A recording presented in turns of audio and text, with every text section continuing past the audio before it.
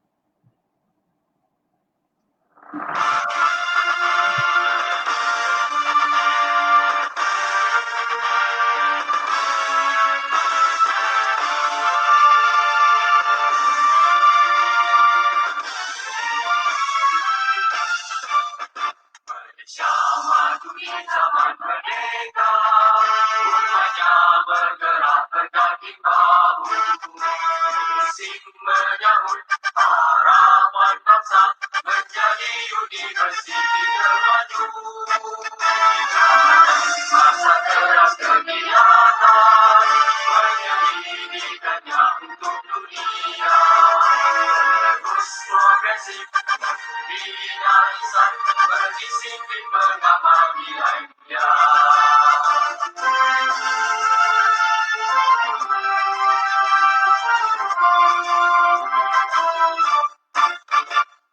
Harapan untuk terus maju menjadi universiti tertinggi. Pertahankan cita mutu membangun negara seluruh. Berjanji pada ibunda, berjasa berbudi untuk semua. Siswanya adalah bukan negara dan terus membela bangsa kita.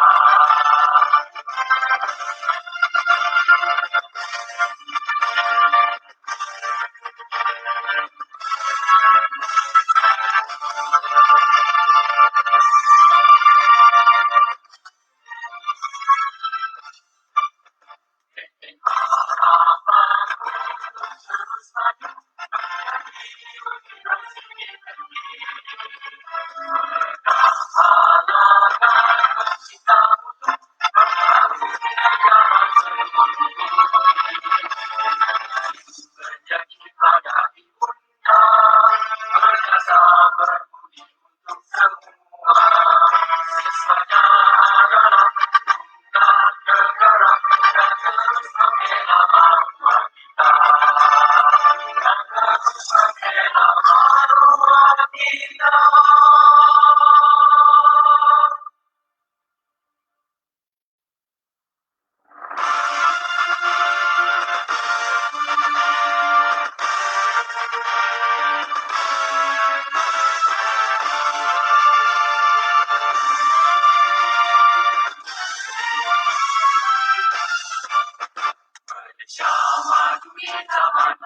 merdeka, umatnya bergerak berkaki bahu. Musim menyambut harapan bangsa menjadi universiti termaju. Masa keras kegiatan penyelidikannya untuk dunia. Terus progresif, dirinya insan berdisiplin mengamal nilai mulia.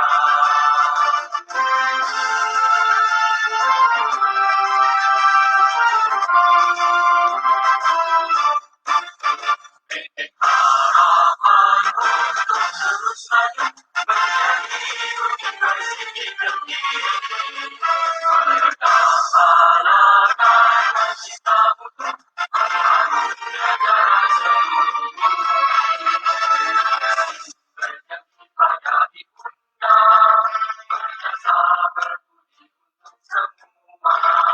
Siswanya adalah undang negara dan terus membela bangsa kita.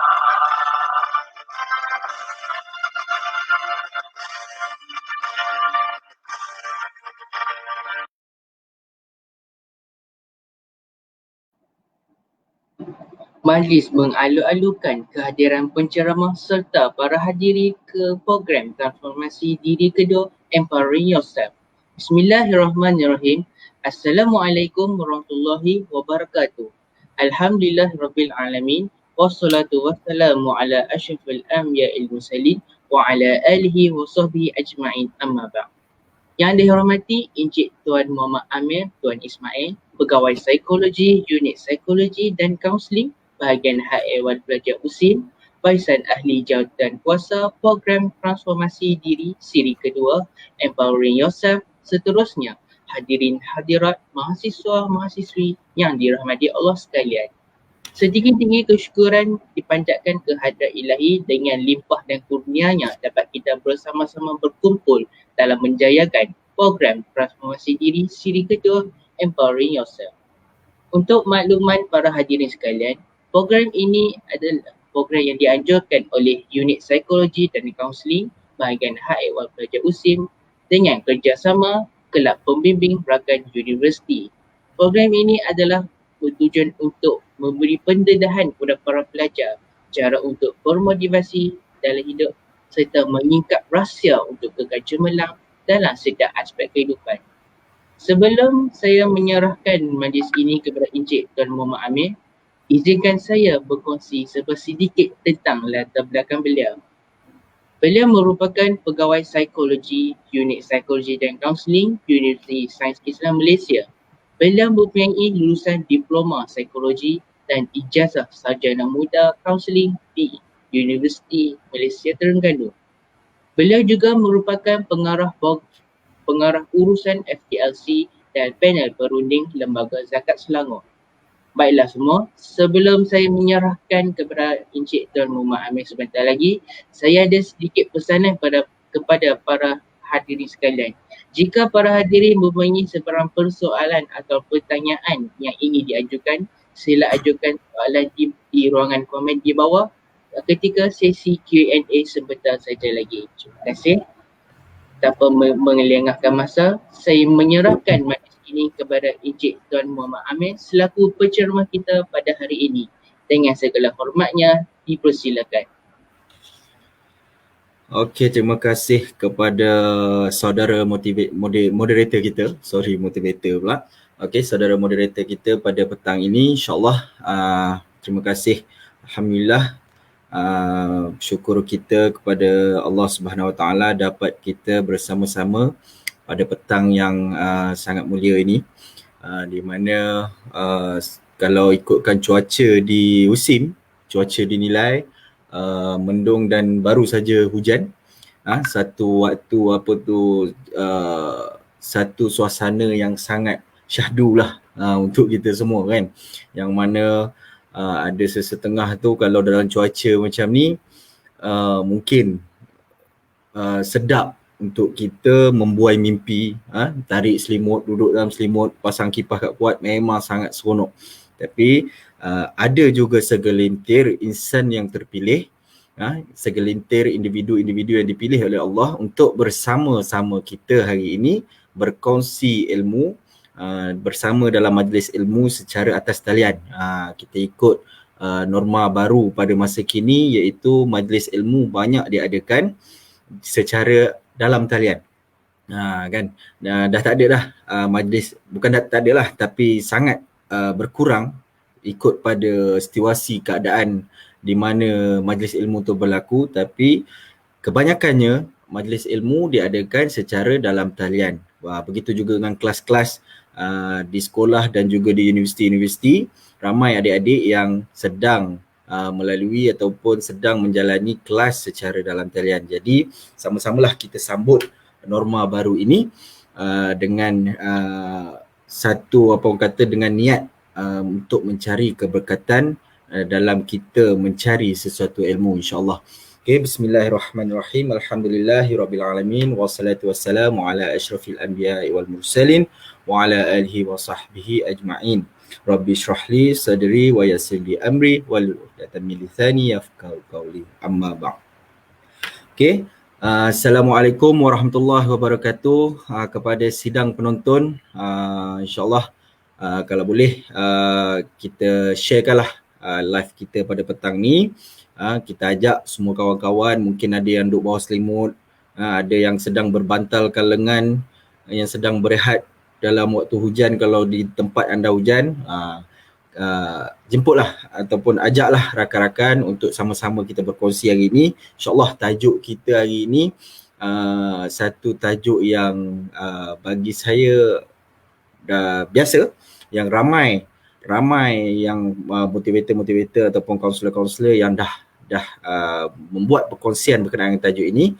Tapi insyaAllah akan ada kelainannya dalam pada petang ini, yang mana saya akan kongsikan tips secara khusus bagaimana untuk kita menjadi seorang pelajar ataupun yang sesuai dengan tajuk saya itu rahsia pro students. Bagaimana nak jadi seorang student yang pro. Pro ni banyak aspek. Pro dalam menjalani kehidupan, pro dalam menuntut ilmu, pro dalam untuk mencapai kejayaan dan sebagainya. Dan pada petang ini juga saya akan kongsikan sedikit bagaimana kita nak tangani stres belajar.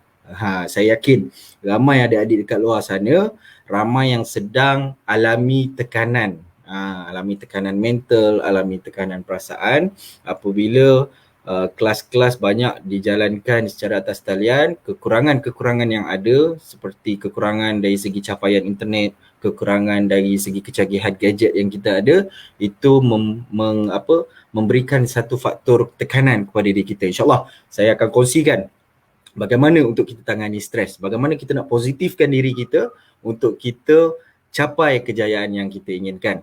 Walaupun masing-masing semua tidak menjalani kelas secara fizikal, satu suasana yang berbeza, kita belajar di atas talian, tapi kecemerlangan tetap sama kita boleh capai. Okay. So insyaAllah saya akan kongsikan, kita akan berkongsi. Kalau adik-adik dekat luar sana yang nak tanyakan soalan, tak kisah berkenaan dengan tajuk kita hari ini ataupun apa sebarang persoalan yang ingin ditujukan, boleh tulis di ruangan komen yang jawatankuasa yang dah sediakan lah. Okay, insyaAllah. Okay, so tak perlu saya rasa untuk saya perkenalkan diri sebab moderator dah kenalkan banyak dah tadi berkenaan dengan diri saya. Jadi kita mulakan. Yang pertamanya, bagaimana untuk menjadi pelajar cemerlang, bagaimana untuk kita mencapai kecemerlangan dan bagaimana untuk kita berjaya dalam pembelajaran kita ataupun menjadi seorang pelajar yang cemerlang, menjadi insan yang cemerlang, menjadi anak yang cemerlang, menjadi rakan yang cemerlang, menjadi siapa-siapa saja yang anda bakal menjadi nanti, jadi seorang yang cemerlang. Okey, yang pertama, kalau nak cemerlang, yang pertama mestilah kita mempunyai ilmu pengetahuan. Mestilah kita ada ilmu, betul tak? Kan? Tapi dalam kita nak menuntut ilmu, perlu ada beberapa persiapan. Bukannya senang-senang kita pergi ke suatu majlis ilmu ataupun kita pergi ke kelas, ataupun kita pergi ke sekolah, terus kita nak pergi menuntut ilmu. Dengan cara yang salah, dengan kaedah yang tak betul, bila kita pergi je terus nak tuntut ilmu, kemungkinan ilmu tu tak sampai ke dalam diri kita. Itu yang kadang-kadang tu bila kita belajar, ramai saya rasa yang alami situasi ni, di mana bila dia belajar, dia tak tahu apa yang dia belajar. Masuk kelas, tak tahu apa yang pensyarah cakap ataupun cikgu-cikgu cakap. Yang pensyarah sampaikan tak faham, tak sampai. Sebab apa? Sebab kita tak ada persiapan. Jadi, bagaimana untuk kita buat persiapan untuk kita menuntut ilmu sebagai seorang ilmuwan yang sejati, ilmuwan yang hakiki? Perlulah kita ada 3 persiapan utama. Apa dia 3 persiapan utama? Yang pertamanya, kita mesti pasang niat. Kan? Niat tu tak adalah macam niat kita nak ambil semayang, nawai itu wuduk ada lillahi ta'ala. Bukanlah macam tu. Tapi niat tu kita pasangkan dalam hati kita secara bahasa yang kita faham. InsyaAllah Allah sangat memahami, Allah maha mendengar. Kita pasangkan niat dalam jiwa kita, seringkas mungkin pun tak apa. Sahaja aku menuntut ilmu ni adalah kerana Allah Ta'ala, untuk aku mencapai kecemerlangan, untuk aku berbakti kepada orang tua. Pasangkan niat yang baik-baik. Kita bentuk niat yang baik-baik, bukannya niat untuk ramai ataupun kebanyakan ataupun yang biasa dilakukan. Kita pasang niat, bila kita pasang niat tu, kita niat untuk menunjuk-nunjuk. Kita menunjuk-nunjuk, oh aku nak belajar degree ni supaya orang nampak aku pandai, supaya orang nampak aku bijak. Kan? Aku nak belajar dalam bidang kedoktoran. Mesti orang kampung aku bangga bila aku jadi seorang doktor. Tak perlu tunggu jadi seorang doktor. Masuk belajar sebagai seorang masuk belajar dalam bidang perubatan pun kita dah rasa orang kampung akan pandang tinggi pada kita. Itu adalah niat yang tidak betul, yang boleh mencacatkan proses penyampaian ilmu dan penerimaan ilmu tersebut. Jadi adik-adik, niatlah dengan betul seperti yang disabdakan oleh Rasulullah sallallahu alaihi wasallam. Sesungguhnya setiap amalan itu disertai dengan niat. Jadi setiap apa saja amalan yang kita lakukan, tak kisahlah nak menuntut ilmu, kita nak buat assignment, kita nak pergi buat tugasan apa-apa pun, niatlah dengan baik. Niatlah sesuatu yang baik untuk kita mendapat keberkatan ilmu tersebut. Okey, itu persiapan yang pertama. Persiapan yang kedua apa dia? Berilmu, berakhlak, beramal. 3 perkara penting. Bila kita dah pasang niat dan kita dah mempelajari sesuatu ilmu, okey, mestilah kita gandingkan ilmu tersebut dengan akhlak yang baik. Kan, dengan akhlak yang baik. Seperti yang dikatakan, sesungguhnya orang yang faqih itu dapat diketahui melalui perbuatannya, bukanlah kefakihan itu dengan kata-katanya dan ucapannya. Kat sini maknanya apa? Bila seseorang mempunyai sesuatu ilmu, tak kisahlah ilmu apa-apa pun. Sekarang, petang ni sekarang pun. Ini juga proses penyampaian ilmu. Kan? Proses penyampaian ilmu. Jadi kita ada sesuatu ilmu, janganlah kita sekadar berkata-kata yang kita ni ada ilmu. Kan, ini pun teguran untuk saya sendiri, seperti saya sedang berkata-kata, okey, berkata-kata sekarang, tapi jangan sekadar berkata-kata. Amalkan ilmu yang kita ada. Seperti saya sekarang, saya sampaikan kepada adik-adik, kita adik-adik mestilah memasang niat yang baik untuk mencapai ilmu. Jadi saya pun kena buat perkara yang sama. Saya kena niat untuk saya sampaikan ilmu kepada adik-adik, untuk kita sama-sama kembangkan ilmu ni supaya sama-sama kita mencapai kejayaan dan kecemerlangan yang kita inginkan, insya-Allah. Jadi bila kita nak jadi seorang ilmuwan yang sejati, kita mesti gandingkan ilmu yang kita ada dengan akhlak yang baik. Jadi kalau sesetengah ilmuwan-ilmuwan dekat luar sana ramai yang belajar sampai tahap tertinggi, tapi akhlaknya teruk, kan? Ramai akhlaknya teruk, kan? Belajar keluar negara, dapat beasiswa belajar keluar negara, tapi bila berada di luar negara berfoya-foya sebab dekat luar, kan? Mereka berada di luar tanpa pemantauan ibu bapa, tanpa pemantauan orang kampung, tanpa pemantauan siapa-siapa.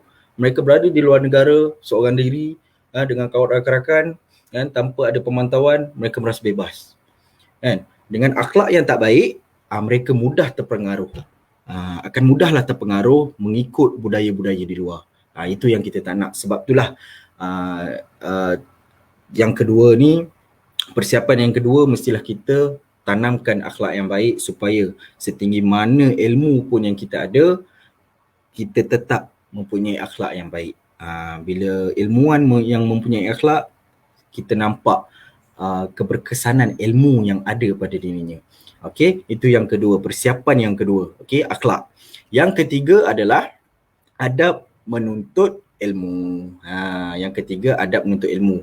Sebelum kita menuntut ilmu, tanamlah adab dalam nak menuntut ilmu ni. Adab bersama guru, adab dia merangkumi semualah. Dalam kita nak menuntut ilmu ni, dia merangkumi adab kita nak bersama dengan guru, adab kita bersama dengan pesyarah, adab kita bersama dengan rakan-rakan dan sebagainya.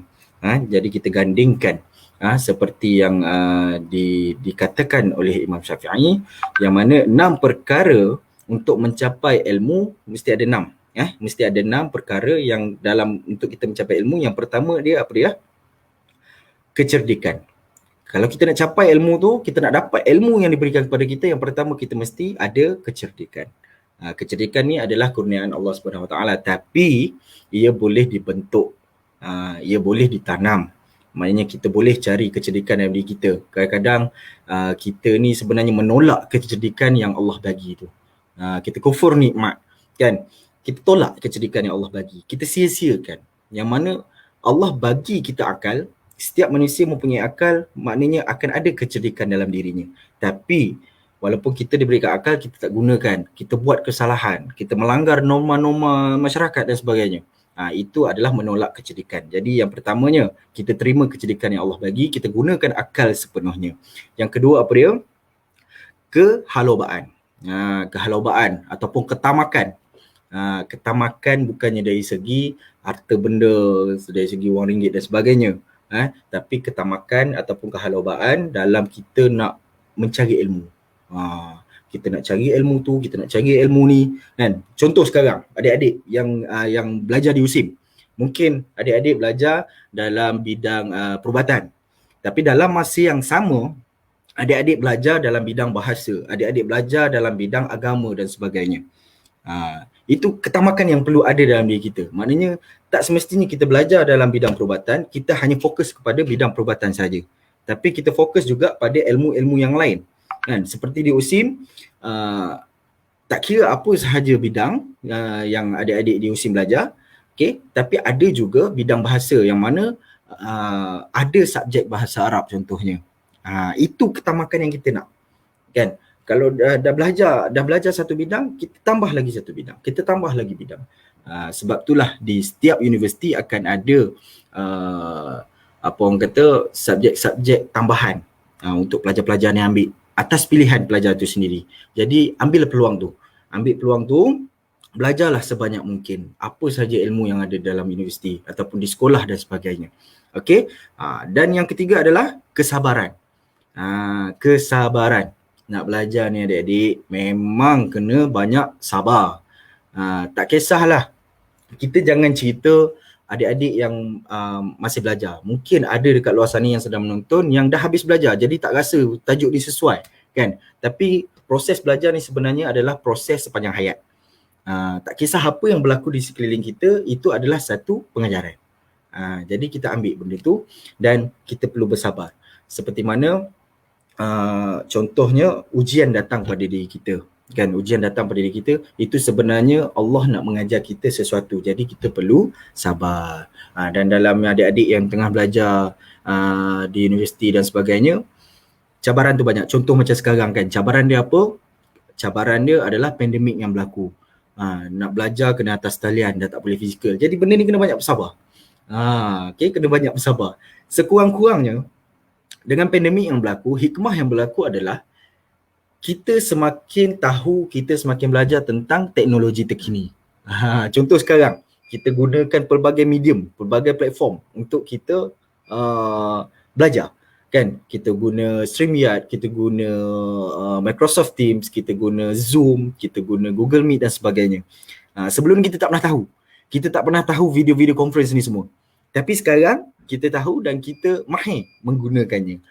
Itulah berkatnya sabar dalam kita nak menuntut ilmu. Di sebalik kesusahan akan ada sesuatu di sebaliknya yang memudahkan kita pada masa akan datang. Dan yang seterusnya apa dia? Kesempurnaan akal. Dalam kita nak mencari ilmu, kita mestilah mempunyai kesempurnaan akal. Sebab tu kesihatan mental kita kena jaga. Jangan terlalu stres. Jangan terlalu ikutkan stres tu.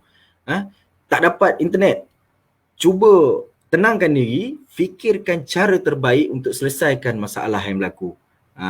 Okay? Kalau kita ada masalah, kita stres, itu lagi memburukkan keadaan. Okay? Jadi sempurnakanlah akal kita, sihatkanlah akal kita, jaga kesihatan mental kita, jangan terlalu tertekan, jangan terlalu serabut sangat dengan assignment yang susah nak buat dan sebagainya. Okay? Dan yang seterusnya apa dia? Bersahabat dengan ustaz. Bersahabat dengan ustaz. Itu sekadar perumpamaan. Yang sebenarnya dimaksudkan di situ bersahabat dengan ustaz adalah bersahabatlah dengan mereka-mereka yang mempunyai ciri-ciri seorang pelajar yang cemerlang. Mempunyai niat yang betul, mempunyai ilmu yang baik, mempunyai akhlak yang sempurna, beramal dengan ilmu yang dia ada, mempunyai adab dalam nak menuntut ilmu dan menerus menjalani kehidupan sehariannya. Berkawanlah dengan sahabat-sahabat seperti ini. Dan elakkanlah, kita jangan buang sahabat-sahabat yang tak betul ni. Sahabat-sahabat yang mempunyai akhlak yang teruk, kita jangan buang. Tapi elakkan untuk kita maksudnya kita elakkan dari diri kita terpengaruh dengan sikap mereka, tapi kita bantu untuk menarik mereka kembali ke jalan yang sebetulnya, insyaAllah. Okay? Dan yang seterusnya, yang terakhir, 6 perkara dalam mencapai ilmu adalah panjangkan masa. Panjangkan masa ni apa dia? Banyakkan masa kita untuk mencari ilmu. Jangan banyakkan masa kita dengan melakukan perkara yang sia-sia. Okay, banyakkan masa kita dalam nak mencari ilmu. Ni sekarang ni pun orang lain duk sedap tidur, tapi kita bersama-sama dalam secara live di atas talian menuntut ilmu baru atau ilmu nak mencapai kecemerlangan, kan? Itu pun dah panjangkan masa dah. Itu pun dah terbaik. Jadi saya ucapkan tahniah kepada adik-adik yang bersama dengan saya petang ni. Okay. So itulah 6 perkara ataupun 3 persiapan yang perlu ada sebelum kita nak menuntut ilmu. Jadi sebelum saya teruskan dengan slide yang lain, ambillah masa 30 saat untuk siapkan 3 perkara ni dalam diri kamu semua, dalam diri adik-adik semua. Pasangkan niat yang betul, okay, dan berazamlah untuk mempunyai akhlak yang baik dan beramal dengan ilmu yang ada, dan berazamlah untuk membetulkan adab kita dalam nak menuntut ilmu. Okay, habis 30 saat. Okay, kita teruskan dengan slide yang seterusnya. Bab 2, asas mencapai kecemerlangan. Okay, asas nak mencapai kecemerlangan. Bagaimana nak cemerlang? Yang pertama, batu asas. Kalau kita nak buat rumah, kita mesti ada tapak asasnya. Jarang orang buat rumah buat dengan bumbung dulu. Kan? Jarang orang buat rumah pasang tingkap dulu. Kan? Tingkap tu nak gantung kat mana? Ada ke rumah yang dinding tak ada, tiba-tiba ada tingkap? Itu salah satu keajaiban dunia yang ke-8 lah. Kan? Kalau berlaku seperti itu. Okey. Tapi dalam nak buat rumah, kita kena ada asas, barulah kita boleh naikkan dinding, barulah kita boleh pasang pintu, pasang tingkap dan pasang bumbung dan sebagainya. Barulah jadi sebiji rumah. Begitu juga dengan kecemerlangan. Kita mesti ada batu asasnya, kita mesti ada tapak asasnya untuk kita naikkan lagi kecemerlangan diri kita. Yang pertama, batu asas yang pertama apa dia? Menjaga hubungan dengan Allah Subhanahu Wa Taala. Okey, menjaga hubungan. Macam mana menjaga hubungan dengan Allah? Seperti yang adik-adik tahulah, solat jangan tinggal.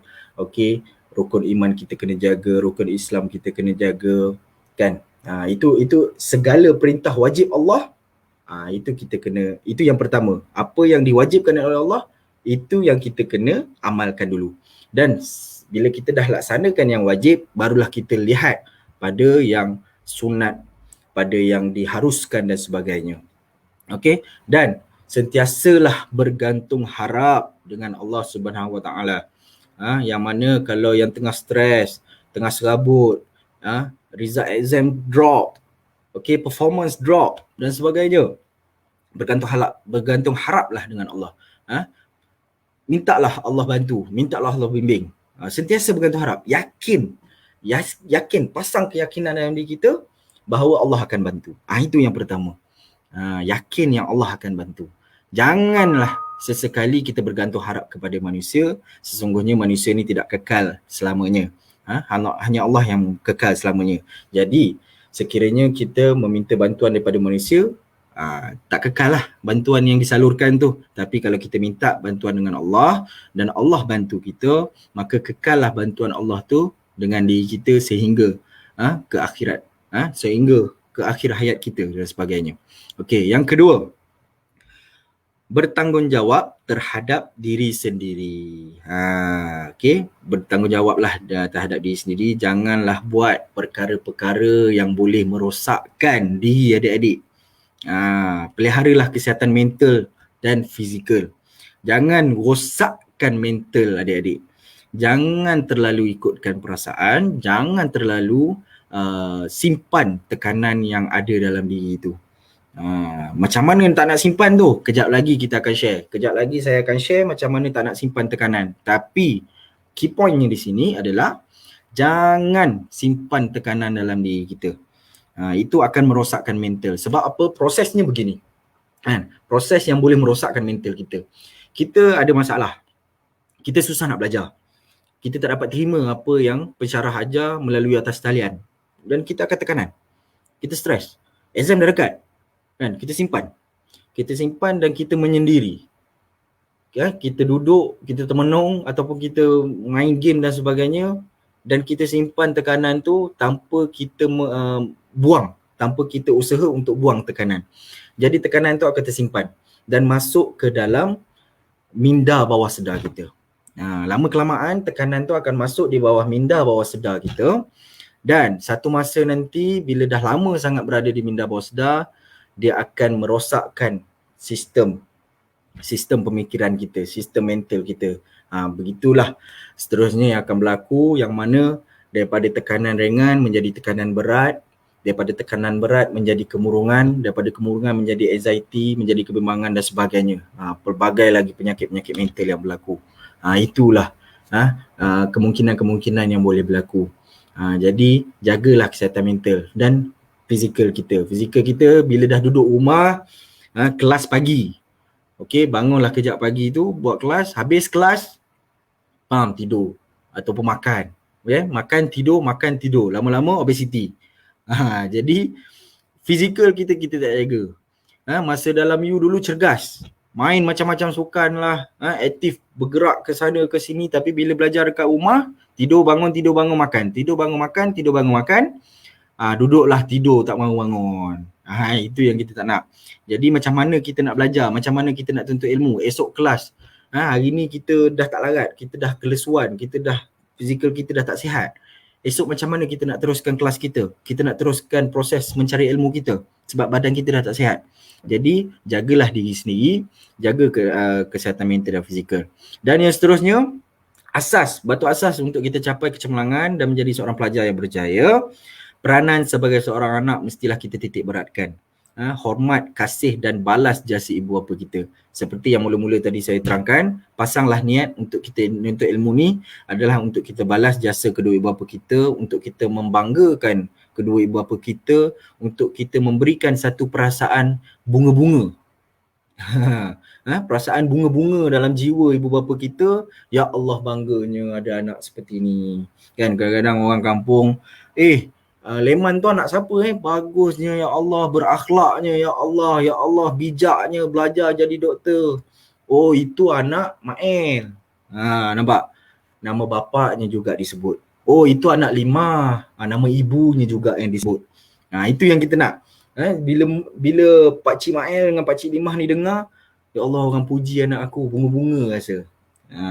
Bunga-bunga. Lepas tu Pak Cik Mael dengan Pak Cik Limah ni pun pergilah kedai, beli ikan besar, masak sedap-sedap, nak jamu Leman. Sebab betapa gembiranya mempunyai anak yang baik, mempunyai anak yang soleh. Kan? Jadi pasanglah niat sebegitu. Mainlah peranan yang sebaiknya sebagai seorang anak. Okey, dan yang seterusnya adalah peranan sebagai seorang pelajar. Kan kita ni memang begitulah. Kita ni adalah hamba Allah, kita ni adalah tuan kepada diri kita sendiri, kita ni juga adalah seorang anak. Tak ada seorang manusia pun di dunia ini yang tak ada ibu bapa. Kan? Tak ada seorang manusia pun yang dilahirkan secara semula jadi tanpa ibu bapa kecuali Nabi Adam dan Hawa. Betul tak? Tapi di bawahnya semuanya dilahirkan oleh manusia. Kan? Jadi kita adalah seorang anak dan juga kita adalah seorang pelajar. Okey.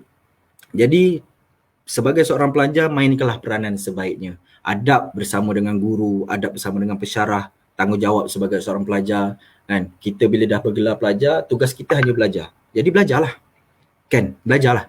Jangan kita sia-siakan waktu belajar kita. Di satu masa nanti, percayalah, kalau kita sia-siakan masa belajar kita, masa tu dah tak boleh putarkan balik. Bila kita nak belajar, kita akan menyesal yang kita dah tak dapat nak belajar. Jadi bila dah bergelar pelajar ni, belajarlah betul, beradablah, jagalah akhlak, jagalah tutur kata kita, jagalah apa orang kata perangai kita dengan pesyarah, dengan guru-guru kita. Kalau guru minta tolong, lakukanlah. Pada zaman sekarang banyak kita dengar murid yang melawan guru, kan, pelajar yang melawan pesyarah, yang pancitkan tayar kereta pesyarah dan sebagainya. Semasa zaman saya belajar dulu pun ada kes sebegitu yang mana pelajar tarik tudung pesyarah. Sebab apa? Pesyarah buang kertas projek dia. Depan kawan-kawan pelajar buang, pesyarah buang. Tapi memanglah benda yang tak sepatutnya berlaku, tapi sebagai seorang pelajar haruslah kita mempunyai kesabaran, jagalah adab kita bersama dengan guru, bersama dengan pesyarah kita. InsyaAllah keberkatan tu ada untuk kita capai kecemerlangan. Dan yang terakhir, asas yang terakhir, tak banyak, 5 je. Kan? 5 je, tak payah fikir pening-pening, tak payah nak banyak-banyak serabutkan kepala ni. Hanya 5 batu asas yang perlu kita tekankan. Dan yang terakhir adalah peranan sebagai anggota masyarakat.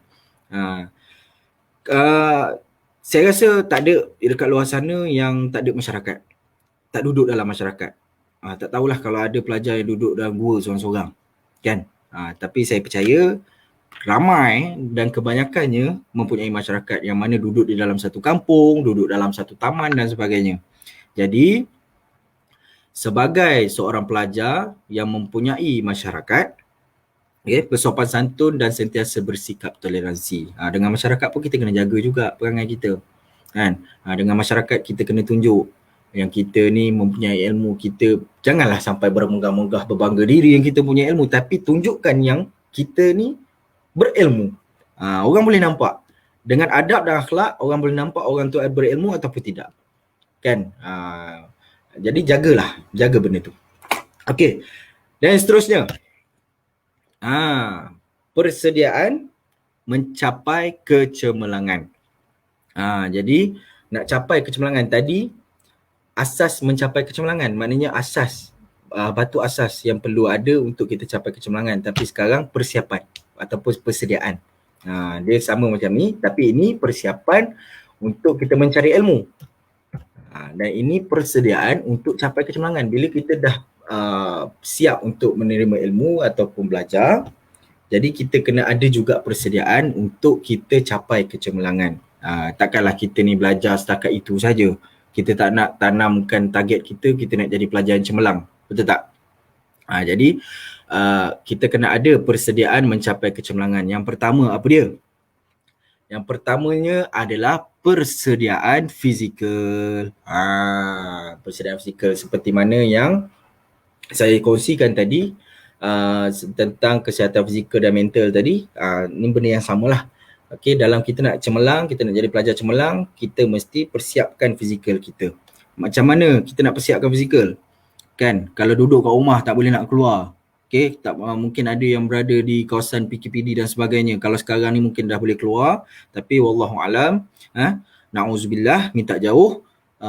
Janganlah lagi kita dikurung dan sebagainya, walaupun kita dalam sama-sama kita nak menjaga keadaan kita, tak nak rebakkan lagi COVID-19 dan sebagainya. Okay, jadi bila kita berada di rumah, kena ada juga senaman dalam rumah.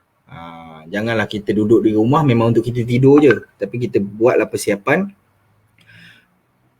fizikal kita tu. Buatlah senaman sikit. Barulah segar badan kita untuk kita capai kecemerlangan. Dan yang kedua apa dia? Peralatan dan setting belajar. Okey, peralatan setting belajar. Ada sesetengah pelajar yang tak kisah pun. Kalau zaman sekolah saya dulu, ada sesetengah kawan ni yang datang sekolah hanya bawa pensel sebatang dan letak dalam poket. Bawa pen atau pensel sebatang saja, letak dalam poket dan datang ke sekolah. Ataupun datang ke universiti. Dan di zaman universiti dulu pun ada. Hanya bawa pen. Kan, hanya bawa pen. Ada setengah macam tu. Dan ada juga sesetengah yang jenis kalau barang-barang dia tu kalau kumpulkan kena bubur dalam luggage. Ni nak datang ke kelas ni. Kan? Pensel dia dengan penselnya, dengan highlighter pelbagai color, 32 jenis color. Kan? Dengan pen pun 48 jenis color. Dengan pemadamnya pun ada 5 jenis, yang boleh padam pen, yang boleh padam liquid, yang boleh padam macam-macam lah. Kan? Dengan gunting, dengan pisau, dengan papan alas nak motong ataupun dia bawa. Ada sesetengah pelajar yang jenis nak lengkap. Kan? Buku, pelbagai jenis buku, sticky note, pelbagai jenis sticky note, pelbagai size dan sebagainya. Jadi barang-barang tu tak muat nak bubuh dalam backpack, kena bubuh dalam luggage, dah bawa lah pergi sekolah. Okay, jadi ada ikut pada keselesaan, ikut pada diri sendiri. Kalau rasa selesa untuk belajar dengan keperluan yang lengkap, persiapkanlah kelengkapan tu sebaiknya sebelum hadir ke kelas. Okay, itu kalau kita cerita hadir ke kelas secara fizikal. Tapi kalau secara online pula, peralatan kita tu kena lengkap juga. Ada apa orang kata audio yang baik, mungkin boleh pasang speaker dan sebagainya, kan? Ada buku nota yang tersedia, ruang yang setting belajar tu pun kita kena jaga, ruang yang selesa, tak ada gangguan. Mungkin adik tengah main kat situ, kita belajar kat sini. Bila adik bising, kita marah. Sedangkan kita tak sediakan tempat yang sesuai. Kan? Kita nak salahkan adik kita main kat depan tu. Jadi cari tempat yang sesuai. Sebab itulah banyak yang apa orang kata dekat Sabah yang diberitakan belajar di atas pokok, belajar dalam hutan dan sebagainya. Sebab apa? Dia nak cari setting belajar tu yang sebaiknya. Ada capaian internet yang baik, selesa, jauh daripada gangguan dan sebagainya. Kalau kita nak capai kecemerlangan tu, mestilah kita ambil berat peralatan dan setting belajar ni. Janganlah kita abaikan kedua perkara ni. Boleh? Okay. So yang seterusnya adalah yakin dengan kemampuan diri. Ramai sekarang, terutamanya remaja-remaja, kurang yakin dengan kemampuan diri. Bila kita kurangnya yakin kita terhadap diri kita, kebolehan diri kita, itu yang akan meletakkan satu tembok. Letakkan satu tembok di depan kita, jadi kita tak boleh nak move on. Kita tak boleh nak bergerak. Sebab kita letakkan tembok, jadi kita tak yakin. Tidak yakin itulah menjadi satu tembok untuk kita move lagi ke depan, untuk jadi orang yang berjaya. Kan? So bila kita letak tembok, kita tak boleh nak melangkah, setakat itu je lah. Hanya di sebalik tembok je lah kita akan berada. Jadi yakinlah dengan kemampuan diri. Kalau yang pensyarah minta untuk present secara live macam ni, yakin, aku boleh buat. Mungkin sekarang ni dah jadi trend yang mana ramai yang akan live, ramai akan buat video streaming dan sebagainya. Mungkin lepas ni boleh cuba untuk buat perkongsian sesuatu ilmu tanpa bayaran kan sekarang. Senang. Jadi boleh buat live sendiri di Facebook sendiri, kongsikanlah. 3 minit ke 2 minit cukup. Kongsikan bersama dengan kawan-kawan apa tips ataupun apa sebarang ilmu yang ada. Yakin dengan kemampuan diri. Cara macam itulah kita nak latih diri kita supaya kita boleh tanamkan keyakinan dan kemampuan diri kita untuk capai kecemerlangan tersebut. Okey, dan seterusnya adalah sedia ubah sikap. Dalam nak cemerlang ni adik-adik, kita kena sedia untuk ubah sikap kita. Kalau yang sebelum ni malas, sekarang ni kena rajin. Kalau yang sebelum ni kuat tidur, sekarang ni kena seimbangkan tidur. Jangan kurangkan tidur pula. Kurangkan tidur pun tak sihat juga, jadi zombie. Okey? Kalau yang sebelum ni kuat tidur, seimbangkan tidur. Kalau yang sebelum ni jenis suka main game, kurangkan main game. Saya tak kata jangan main game. Zaman sekarang ni game memang senang nak dapat. Saya sendiri pun ada main game kan, tapi tak adalah addict sangat. Cuma saya kata kalau yang kuat main game, kurangkan main game ataupun seimbangkan waktu main game dengan waktu usaha kita untuk capai kecemerlangan, iaitu belajarlah kan, belajar ataupun buat perkara-perkara yang berfaedah yang lain. Kalau sebelum ni suka berTikTok, zaman sekarang kan trend TikTok macam-macam lagu lah, okey. TikTok tak ada masalah. Ada yang sekarang ni buat duit dengan aktiviti TikTok ni, buat video TikTok dan sebagainya kan. Ada, kaya dah pun. Dekat luar negara pun ada, dekat Malaysia pun ada. Tapi kita tengok apa tujuan hidup kita. Jadi kalau tujuan kita hidup kita untuk kita jadi seorang gamer yang berjaya dan sebagainya, usahalah dengan sebaiknya. Jangan hangat-hangat tai ayam. Tapi kalau azam kita, matlamat kita untuk jadi seorang pelajar yang cemerlang, usahalah ke arah itu. Jadi yang mana tidak berkaitan dengan usaha untuk mencapai kecemerlangan, kita singkirkan, kita asingkan dan kita minimumkan aktiviti tersebut. Nampak tak? Jadi kita kena seimbangkan. Jangan kita kalau dulu saya suka pegang kepada satu formula yang mana belajar dan main main dan main tak cerdik ataupun bodoh lah. Main dan main, saya gunakan kata kasar sikit, tapi itulah maknanya. Main dan main tambah main bodoh. Belajar tambah main gila.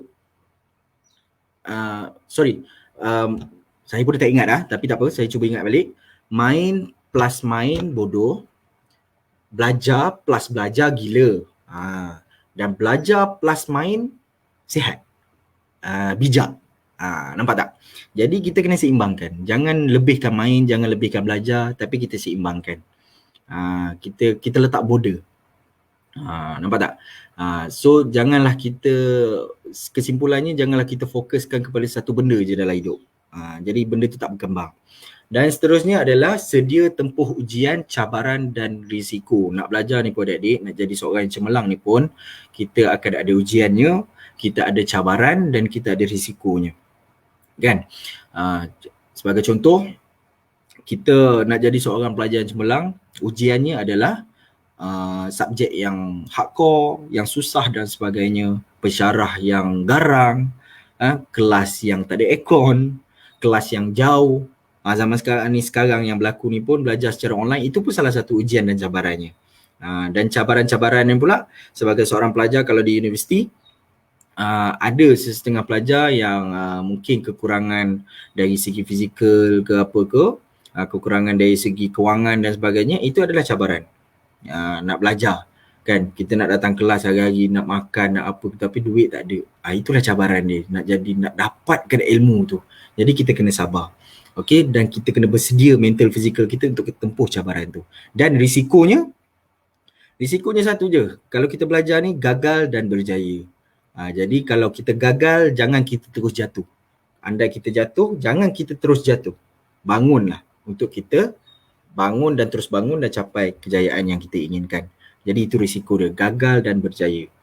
Okey? Tapi gagal, teruskan usaha untuk kita ubah kegagalan kepada kejayaan. Okey, dan yang terakhir, persediaan yang perlu ada untuk kita capai kecemerlangan adalah persediaan hati. Jadi hati kita ni, seperti yang mula-mula saya kongsikan tadi, niat. Hati kita ni kena bersih. Jangan kita dengki, kawan kita dapat pointer the best. Kan, 4.0, tiap-tiap sem 4.0 dan semua saja 4.0. Bila grade dapat anugerah diraja dan sebagainya. Kan? Janganlah kita dengki, kata dia ni menirulah apalah dan sebagainya. Itu mungkin usaha dia dah laksanakan usaha yang terbaik. Jadi why not kita bersihkan hati kita. Kita pergi jumpa dengan kawan kita yang berjaya ni, kita tuntut ilmu macam mana dia belajar nak dapatkan kejayaan tu. Maknanya kita bersihkan hati kita, kita sentiasa merendahkan diri kita, merendahkan hati kita untuk kita mencari ilmu tak kira di mana saja. Sediakan hati kita ni kuat untuk capai ilmu, ikhlas dan sebagainya. Okey? Itulah 6 persediaan. Tak banyak, 6. Tadi 5 kan, yang mula-mula tadi 3. Jadi saya tak nak senaraikan 10, 15, 20. Saya percaya kalau saya senaraikan banyak-banyak, satu pun tak kata buat. Tapi kalau 6 ni pun tak terbuat, wallahualam lah, tak tahulah macam mana apa nak jadi dan sebagainya kan.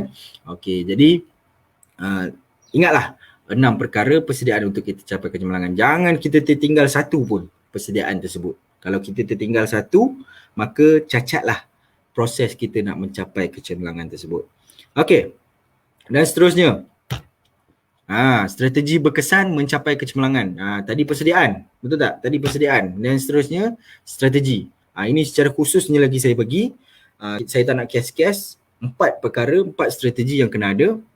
Yang pertama adalah jadual pengurusan diri yang teratur. Ini memang common sangat lah. Memang dah klise sangat. Buatlah jadual.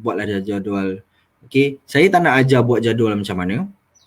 Cumanya yang perlu ada adalah jadual pengurusan diri itu mesti ada. Tak kisah kita catatkan ataupun tidak.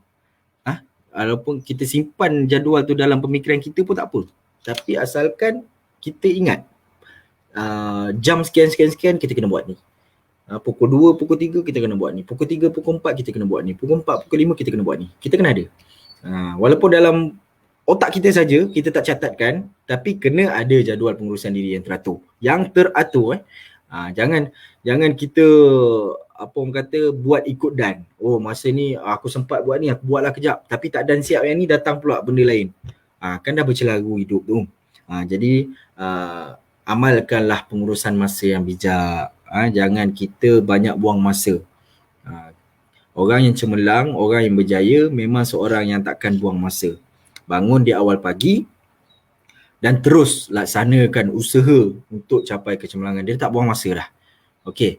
Yang kedua, mengulang kaji secara konsisten. Mengulang kaji secara konsisten nak capai kecemerlangan. Kalau ini sebenarnya satu gandingan yang mantap lah. Satu gandingan yang wajib. Kalau nak cemerlang, kena belajar. Kalau tak belajar, macam mana nak cemerlang? Kan? Kalau cemerlang tanpa belajar, mungkin itu adalah kurniaan Allah kepada insan-insan terpilih. Kan? Tapi bagi kita manusia biasa, kalau kita nak cemerlang, kita mesti gandingkan dengan belajar. Jadi ulang kajilah secara konsisten. Sejam sehari pun tak apa. Setengah jam sehari pun tak apa. 15 minit sehari pun tak apa. Tapi asalkan dianya berterusan. Hari ni 15 minit, esok 15 minit dan tiap-tiap hari 15 minit. Kita ulang 15 minit. Okey? Jangan kita letakkan belajar ni secara atas dasar kuantiti saja. Kan? Kita belajar 24 jam sehari. Tapi apa pun tak masuk. So, useless. Sia-sia. Jadi kita letakkan atas dasar kualiti. Kan? Maknanya walaupun 15 minit kita belajar, tapi 15 minit itulah kita beri fokus sepenuhnya dan kita dapat sepenuhnya apa yang kita baca. Nampak tak? Jadi seperti yang dikongsikan dalam PTD 1 sebelum ni, study hard vs study smart, betul? Jadi pilihlah nak study hard ataupun study smart. Alright? So bahagikanlah subjek yang susah dan senang dan belajarlah mengikut tahap. Itu tips yang orang kata khusus lah. Bahagikan subjek-subjek yang mana susah, yang mana senang, dan belajarlah ikut tahap. Belajar yang senang dulu, kita mahirkan yang senang dan pergi yang susah, makin susah. Nampak? So itu proses yang orang kata satu cadangan daripada saya untuk macam mana kita nak konsistenkan cara belajar kita. Okey? Dan seterusnya, sistem penulisan nota yang baik. Ini terpulang kepada individu. Macam mana dia buat nota, macam mana dia selesa. Sebab pelajar-pelajar ada pelbagai gaya belajar. Semua kita manusia ni ada pelbagai gaya belajar. Ada yang mudah menerima ilmu, mudah menerima maklumat melalui pendengaran. Okey, ada yang mudah menerima ilmu melalui pendengaran, maknanya kalau dia masuk kelas baru dia dapat. Maknanya dia kena dengar. Dia kena dengar orang yang sampaikan ilmu tu. Baru dia boleh faham. Kalau dia setakat baca nota dia tak boleh faham. Dia kena ada orang mengajar dia. Itu ada setengah pelajar yang macam tu. Ada juga setengah pelajar yang menerima ilmu melalui penglihatan. Visual. Visual. So sebab itulah ada sesetengah yang belajar dia tak masuk kelas pun tak apa. Okey, tak masuk kelas ni kadang-kadang kita tengok kawan-kawan kita selalu ponting, selalu buat aktiviti dekat luar, jarang masuk kelas tapi pointer mantap. Ada, mesti ada. Kan? Mesti ada kan? Mesti ada yang setuju. Kalau depan-depan ni saya tanya mesti ada yang mengangguk. Tapi kat sini tak ada yang mengangguk. Kan? So, bila dia belajar dengan secara visual, dia tak masuk kelas pun tak apa. Asalkan dia ada nota. Dia ada nota dan dia ada benda yang nak baca. So, bila orang yang belajar melalui visual, dia perlu tengok nota, dia perlu tengok apa yang dia perlu belajar. Catatan dekat depan ke dan sebagainya, nota-nota yang berwarna-warni, mind map kan. Ini kalau tengok kawan-kawan yang mana belajar dia ada mind map berwarna-warni, anak panah warna pink, bulat warna biru dan sebagainya, itu adalah orang yang visual, belajar secara visual. Orang bercakap apalah, orang mengajar apa sekalipun dia takkan terima apa yang dia dengar, dia hanya terima apa yang dia baca. Okay, so itu antara golongan-golongan yang belajar melalui visual. Ada juga yang belajar dia menggunakan writing. Okay, writing, penulisan kan. Maknanya dia kena ada nota kan, dan dia mesti tulis. Tulisan cakap ayam sekalipun tak apa, janji dia faham, tapi dia mesti tulis. Dengan menulis itulah dia mudah mengingat. Ada setengah orang macam tu. Dan sesetengah juga ada yang mudah belajar, mudah menerima ilmu dengan kinestetik ataupun dia mesti praktikal. Contohnya pelajar-pelajar yang belajar dalam bidang kejuruteraan, yang belajar dalam bidang apa orang kata mesin-mesin dan sebagainya ni kan. Kalau di USIM ni FKB, pelajar-pelajar di FKB dan sebagainya yang memerlukan benda yang praktikal, dia mesti buat kan, yang masuk makmal dan sebagainya.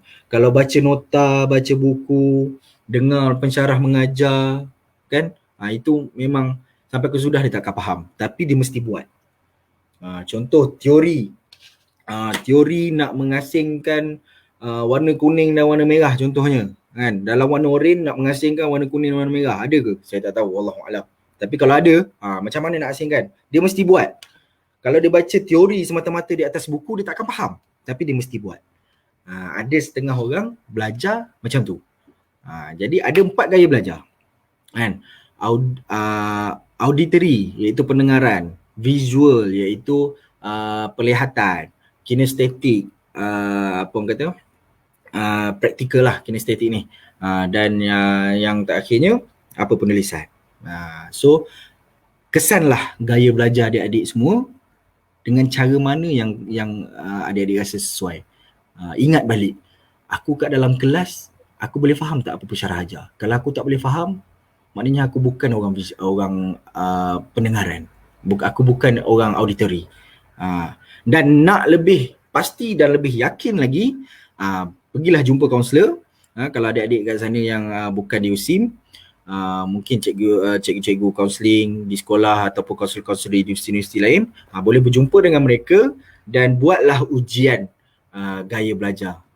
Akan terjawablah gaya belajar mana yang sesuai dengan diri anda. Ada juga manusia ataupun pelajar-pelajar yang mempunyai keempat-empat kelebihan ni. Dia mempunyai empat-empat ni kan. Dia ada empat-empat ni. So dia ni lah, keempat-empat ni dia ada, dia gabungkan.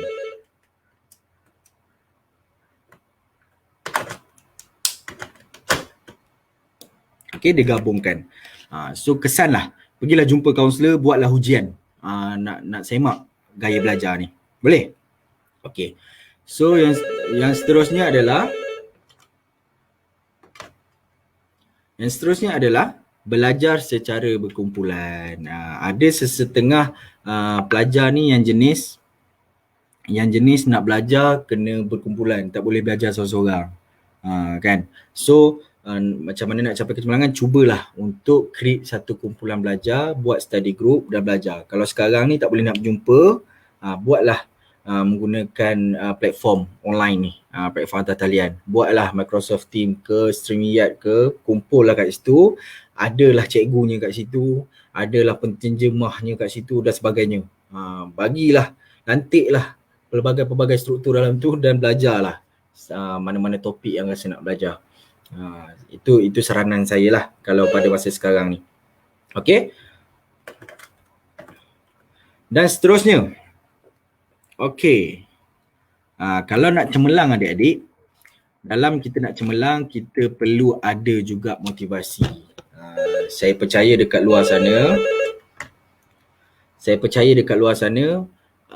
ada rasa nak cemerlang ni, ada rasa nak apa jadi seorang yang berjaya, tapi tak ada motivasi.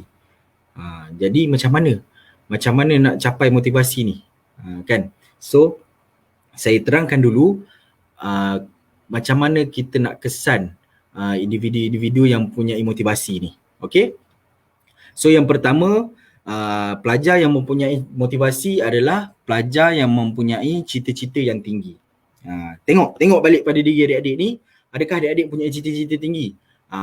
Macam mana cita-cita tinggi ni? Habis belajar nanti nak jadi apa? Masa belajar ni nak jadi apa? Sebelum belajar nak jadi apa? Kalau ada cita-cita yang tinggi, maknanya adik-adik seorang yang bermotivasi. Dan yang keduanya, bijak menguruskan masa. Seperti yang saya terangkan tadi, macam mana nak menguruskan masa. So, orang yang bermotivasi, dia bijak menguruskan masa. Dia pandai nak bahagikan masa mana dia nak main game, masa mana dia nak santai-santai, masa mana dia nak makan, masa mana dia nak lepak-lepak, masa mana dia nak belajar. Dia dah pandai susun. Walaupun tak ada jadual, tak tampal jadual kat mana-mana, tapi dalam pemikiran dia dah ada. Masa ni aku nak buat ni, dia dah target. Daripada jam sekian sehingga ke jam sekian, aku mesti selesai. Kalau tak selesai, aku kena postpone. Aku kena buat benda yang lain dulu yang lebih utama. Nampak? Dia bijak menguruskan masa. Dan yang ketiga adalah keyakinan diri yang tinggi. Punyai keyakinan diri yang tinggi. Kan? Nampak tak yang sebalik tadi? Macam mana nak jadi orang berjaya? Jadi nak jadi orang cemerlang tadi kan, mesti yakin pada kebolehan diri. So, keyakinan diri yang tinggi adalah ciri-ciri orang pelajar-pelajar yang mempunyai motivasi yang tinggi.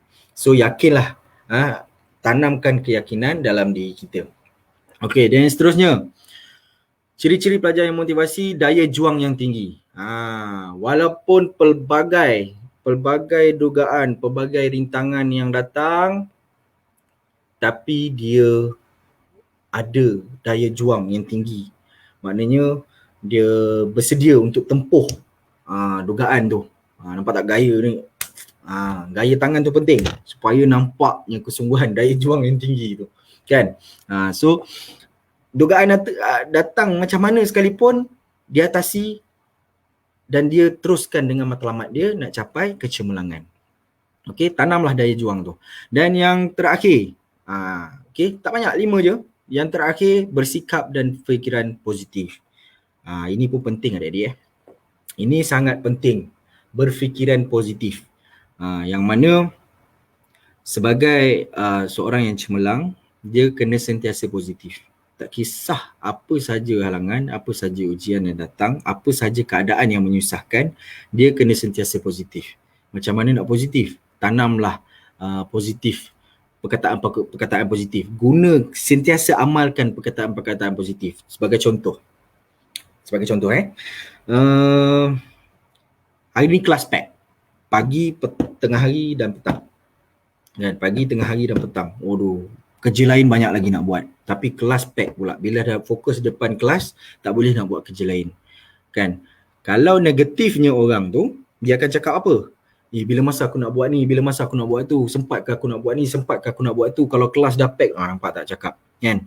Itu antara ciri-ciri orang yang negatif. Tapi kalau positif macam mana? Kelas banyak kan, tak apa, banyak juga aku nak kena belajar, banyak juga aku dapat belajar hari ni, tak apa, insyaAllah kerja lain tu aku boleh buat, adalah tu masanya. Nampak positifnya kan? Tapi saya percaya kan, mesti ada dekat luar sana yang susah nak positive talk ni. Tapi cubalah belajar dan amalkan. macam mana nak bagi positive talk dalam diri kita. Apa saja kesusahan yang berlaku, berilah positive talk. Amalkan positive talk tu. Okay? Alright. Itu ciri-ciri pelajar yang motivasi. Itu ciri-ciri. Tapi bagi pelajar-pelajar yang tak ada motivasi, tapi nak tahu macam mana nak tingkatkan motivasi diri, ini saya kongsikan. Ada 1, 2, 3, 4, 5, 6. 6 juga. 6 cara mudah. 6 cara mudah macam mana kita nak tingkatkan motivasi diri. Ini khusus untuk adik-adik kat luar sana yang tak ada motivasi. Right? Macam mana nak tingkatkan motivasi? Yang pertamanya adalah menetapkan matlamat belajar. Okey, adik-adik datang universiti, datang sekolah, apa adik-adik nak sebenarnya? Adakah semata-mata untuk dapatkan segulung ijazah, lepas tu habis macam tu je? Adakah datang kat sini nak cari jodoh, bila dah kahwin habis macam tu je? Adakah datang sini sebab nak menghabiskan duit, sebab duit banyak sangat? Jadi tanamlah satu matlamat yang jelas. Datang belajar ni untuk apa? Adik-adik belajar ni untuk apa? Untuk dapatkan ilmu dan amalkan ilmu nak menjadi apa? Contoh belajar syariah, kan? Nak jadi seorang peguam syariah yang terkemuka di Malaysia ataupun di Mesir ataupun di tanah Arab dan sebagainya, kan? Tanam satu matlamat yang jelas, yang konkret dan yang realistik. Janganlah tanam cita-cita nak jadi seorang angkasawan negara sedangkan belajar bahasa Arab. Nampak tak kena, tak realistik. Kan, belajar dekat universiti belajar bahasa Arab tapi cita-cita nak jadi angkasawan. Kena tak kena? Jadi benda tu tak kena, benda tu tak realistik. So bila benda tak realistik, matlamat tu susah untuk kita capai. Matlamat tu susah untuk kita usaha untuk kita capai. Bila tak capai, kita akan stres. Nampak tak formula dia? Nampak tak proses dia? Jadi sekarang ni pun boleh. Ambil pen, ambil kertas, tuliskan matlamat. Letaklah 10 matlamat sekalipun tapi yang realistik, yang boleh adik-adik capai. Dengan belajar sekian boleh jadi apa? Boleh masuk dalam bidang kerjaya apa? Bila dah masuk bidang kerjaya tersebut, nak bekerja setara mana? Nak bekerja sampai tahap mana? Nak jadi macam mana? Dan sebagainya. Buatlah matlamat 5 tahun akan datang, 10 tahun akan datang dan 20 tahun akan datang. Buat 3 peringkat tersebut. 5 tahun, 10 tahun, 20 tahun. 5 tahun nak jadi apa? Dalam tempoh 5 tahun ni nak jadi apa? Dalam tempoh 10 tahun, apa akan jadi? Dan dalam tempoh 20 tahun, apa yang akan jadi? Buat matlamat macam tu. Okey. Kemudian yang keduanya, bina kehendak diri yang tinggi. Okey. Sama juga macam matlamat tadi, kita kena ada kehendak diri yang tinggi. Janganlah kita awal-awal lagi kita dah down, kan? Kita apa orang kata, terlalu realistik sangat. Kita tahu kita tak mampu, terus kita aku habis degree dah lah, tak apalah, cukup lah, setakat habis degree aku boleh kerja jadi dapat gaji degree cukup lah, kan? Itu je yang dia nak, kan? Dapat gaji 2,000 cukup lah, dapat gaji 2,200 cukup lah, asal aku ada degree dah lah. Saya rasa, saya percaya ramai yang berkata-kata macam tu, kan? Bila dia dah hilang harapan, ramai yang bercakap macam tu bila dia hilang harapan. So janganlah macam tu. Positifkan diri kita, bina kehendak diri yang tinggi. Saya pegang satu kata-kata, kalau kita tanam impian, kita tanamlah setinggi langit. Okey? Kita tanam setinggi langit, andai kata kita jatuh, kita tak terus jatuh ke tanah, tapi kita jatuh ke awan. Nampak tak? Kita tanam impian kita setinggi langit, tapi bila kita jatuh atas awan. So bila nak naik balik kita dekat, tak jauh. Kan? So tanamlah kehendak diri kita yang apa orang kata yang terbaik, yang kita rasakan terbaik. Okey. Dan yang ketiga, kita mantapkan keyakinan diri. Okey? Kita mantapkan keyakinan diri kita, yang mana seperti yang saya kongsikan sebelum ni, kita tingkatkan keyakinan. So dekat sini pun sama, kita mantapkan keyakinan diri. Berlatihlah, kalau benda apa yang kita takut, itu mungkin salah satu usaha kita untuk capai kecemerlangan. Tapi Bila kita takut nak berusaha dengan kaedah tu, itu yang jadi masalah. Jadi yakinkan diri kita untuk kita gunakan kaedah tu sebagai contoh saya bagi senang. Yang ni mungkin tak faham kan. Saya bagi contoh. Nak berjaya, nak cemerlang dalam pekerjaan, kita mesti jadi orang yang pandai bercakap, pandai public speaking dan sebagainya. Ini contoh yang ringkas. Bila kita nak berjaya temuduga, kita mesti pandai bercakap di hadapan orang. Kita pandai menyusun kata-kata. Tapi bukan sekadar nak susun kata-kata, tapi kita nak bercakap depan orang pun kita takut. Sebab kita rasa kita tak yakin yang kita boleh buat benda tu. Benda tu yang membantutkan usaha kita untuk kita capai apa yang kita nak tu. So ubahlah benda tu. Berlatih bercakap depan orang. Mula-mula berlatih bercakap depan cermin. Orang nak kata tak betul pun biarlah. Kan, kita sendiri yang tahu. Kita sendiri yang tahu apa yang kita nak. Kita sendiri yang tahu apa usaha kita yang kita lakukan. Berlatih. Okey. Dan seterusnya yang keempat, berada di persekitaran yang motivasi. Berada di persekitaran yang bermotivasi. Okey. Carilah suasana, carilah tempat yang bermotivasi, yang memberikan motivasi kepada adik-adik untuk adik-adik tingkatkan motivasi itu sendiri. Saya nak kongsi satu cerita. Saya nak kongsi satu cerita yang mana saya ni berkenaan dengan diri saya lah, kehidupan saya sebelum ni waktu kecil dan sebagainya. Saya membesar di satu komuniti yang boleh dikatakan tidak sihat. Boleh dikatakan tidak sihat komuniti saya ni. Ramai yang terlibat dengan perkara-perkara yang tidak baik.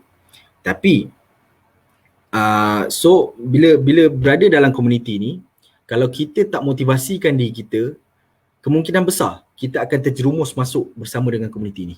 Kita akan terjerumus rosak bersama dengan komuniti ni. Kan? So saya tak berada dalam satu suasana yang memotivasikan diri saya, tapi saya create suasana di dalam rumah, suasana bersama dengan keluarga, suasana dengan bersama rakan-rakan di sekolah. Saya create untuk saya motivasikan diri yang saya tak nak jadi seperti komuniti saya nak jadi lain daripada komuniti saya. Nampak tak? Saya tingkatkan motivasi. Ini contoh. Okey, ini contoh. So ini contoh yang boleh saya kongsikan macam mana adik-adik nak tingkatkan motivasi. Walaupun sebab saya percaya mungkin kalau saya cakap duduklah kawasan perumahan yang boleh tingkatkan motivasi, mungkin akan ada kat sini, aku duduk kat kampung aku ni dalam hutan, rumah kiri kanan tak ada, depan kubur, macam mana aku nak tingkat motivasi? Kan? So kita jangan jadikan tempat ataupun sekeliling rumah kita ni sebagai alasan untuk kita down, untuk kita motivasi kita down. Okay, tapi kita createkan dalam diri kita sebenarnya. Kita create persekitaran kita dalam rumah kita dan sebagainya, tempat belajar kita bersih, bilik kita tak bersepah. Itu pun boleh tingkatkan motivasi. Nampak? Simple je sebenarnya. Itu semuanya ada dalam diri kita. Dan yang kelima, cari model ikutan. Carilah model ikutan. Ikutlah siapa-siapa. Ibu ayah, kawan-kawan yang mana yang berjaya, ataupun public figure yang kat luar sana yang berjaya, kita boleh jadikan mereka model ikutan. Kita carilah info berkenaan dengan model kita ni, macam mana daripada zero to hero. Macam mana proses dia tu, dia nak capai apa orang kata, dia nak capai kejayaan dia tu, macam mana dia proses dia. Kita ambil tahu benda tu. Janganlah kita scroll Facebook ni, kita duduk tengok, hari ni Shopee buat sale, hari ni Lazada buat sale, kan? Hari ni alamak, dia ni main game apa ni. Janganlah kita scroll Facebook, kita buang dengan benda sia-sia macam tu. Tapi kita scroll, kita tengoklah model ikutan kita tengok apakah rutin harian dia, apakah tips-tips yang dia kongsikan dalam Facebook dia. Kan? Kita belajar dari segi situ. Tak semestinya kita kena baca buku. Saya percaya ramai yang susah nak buka buku sekarang ni. Banyak sekarang ni buku dah ada dalam telefon. Jadi buka telefon, bukalah apa saja apps yang boleh memberikan input-input penting yang boleh tingkatkan motivasi kita. Okey, dan yang apa orang kata, yang secara kesimpulannya, carilah model ikutan. Mulai hari ni yang tak ada model ikutan, carilah model ikutan. Ikutlah siapa pun yang yang adik-adik rasa nak jadi seperti dia. Kalau nak jadi doktor macam ayah, jadikan ayah sebagai model ikutan. Tengok apa rutin harian dia, tengok apa aktiviti dia, tengok apa yang dia buat dan sebagainya. Okey. Dan yang terakhir, macam mana kita nak tingkatkan motivasi diri? kita berikanlah ganjaran pada diri sendiri. Kalau dalam proses kita nak belajar ni sebenarnya adik-adik, kita mesti ada satu peneguhan. Peneguhan ni ada dua. Peneguhan positif dan peneguhan negatif. Peneguhan negatif ni benda yang kita tak nak lah. Kan? Sebagai contoh, kita gagal dalam periksa, mak ayah marah. Ataupun mak ayah, kalau kita berjaya, mak ayah janji nak beli kereta. Kan? Mak ayah janji nak beli kereta. Tapi bila kita gagal, mak ayah takkan beli kereta. Itu pun salah satu motivasi untuk kita nak capai kejayaan. Jadi kita buat macam tu pada diri kita. Kita jangan harap orang bagi kita hadiah. Okey? Kita jangan harapkan orang tu nak bagi kita hadiah, tapi kita sendiri yang bagi ganjaran pada diri kita. Kita bagilah ganjaran peneguhan negatif dan positif tersebut. Sebagai contoh, kalau aku tak dapat pointer terbaik dalam exam kali ni, aku nak stop main game. Aku akan haramkan game ni dalam diri aku. Nampak? Peneguhan negatif. Kan, siapa yang gila game, memang dia akan usaha habis-habisan lah. Tapi kena kuat lah, kena pegang janji tu. Tapi kalau ganjaran yang baik, aku kalau dapat pointer yang terbaik ni, aku nak bercuti. Nampak tak? So itu ganjaran pada diri sendiri yang rasa boleh memotivasikan diri sendiri. Boleh? Alright, 6 sahaja. Menetapkan matlamat belajar, bina kehendak diri, mantapkan keyakinan diri, berada di persekitaran yang motivasi, cari model ikutan, dan yang terakhir, beri ganjaran pada diri sendiri. InsyaAllah 6 ni kalau adik-adik buat, boleh tingkatkan motivasi dalam diri adik-adik untuk teruskan belajar dan mencapai kecemerlangan yang diingini. Okay? Alright. So, ini stres.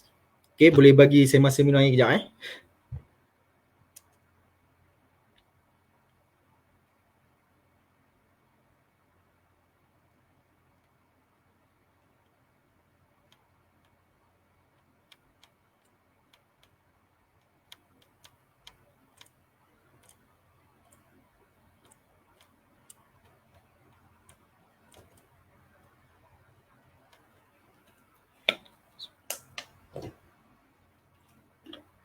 Okay.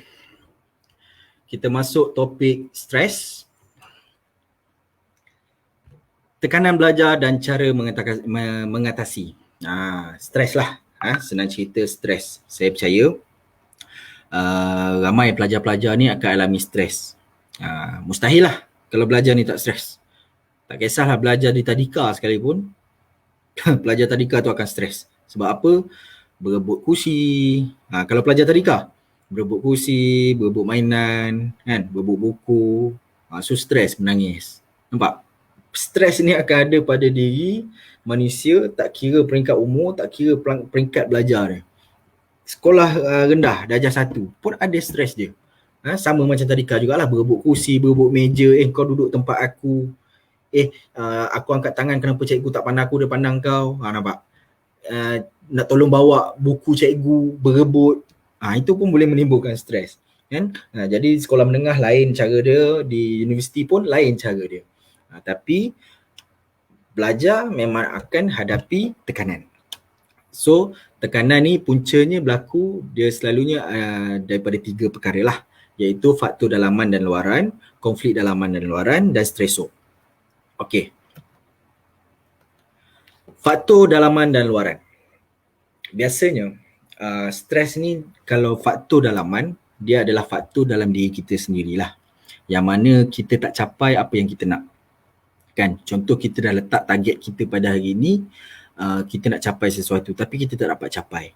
Itu boleh menyebabkan stres, dan itu adalah faktor dalaman diri kita. Kita kadang-kadang punca kita stres ni adalah kita terlalu inginkan yang melebihi kemampuan diri kita lah. Senang cerita, kita tak bersyukur dengan apa yang ada. Bila kita nakkan sesuatu yang bagi kita tak realistik, tapi bila kita tak capai, itu yang akan menyebabkan stres. Jadi elakkan dalam diri kita ni, kita nakkan sesuatu yang tidak realistik. Jadi faktor dalaman ni itulah punca dia, itulah contoh dia. Dan luaran ni pula adalah faktor-faktor di luaran yang sekeliling kita ni lah.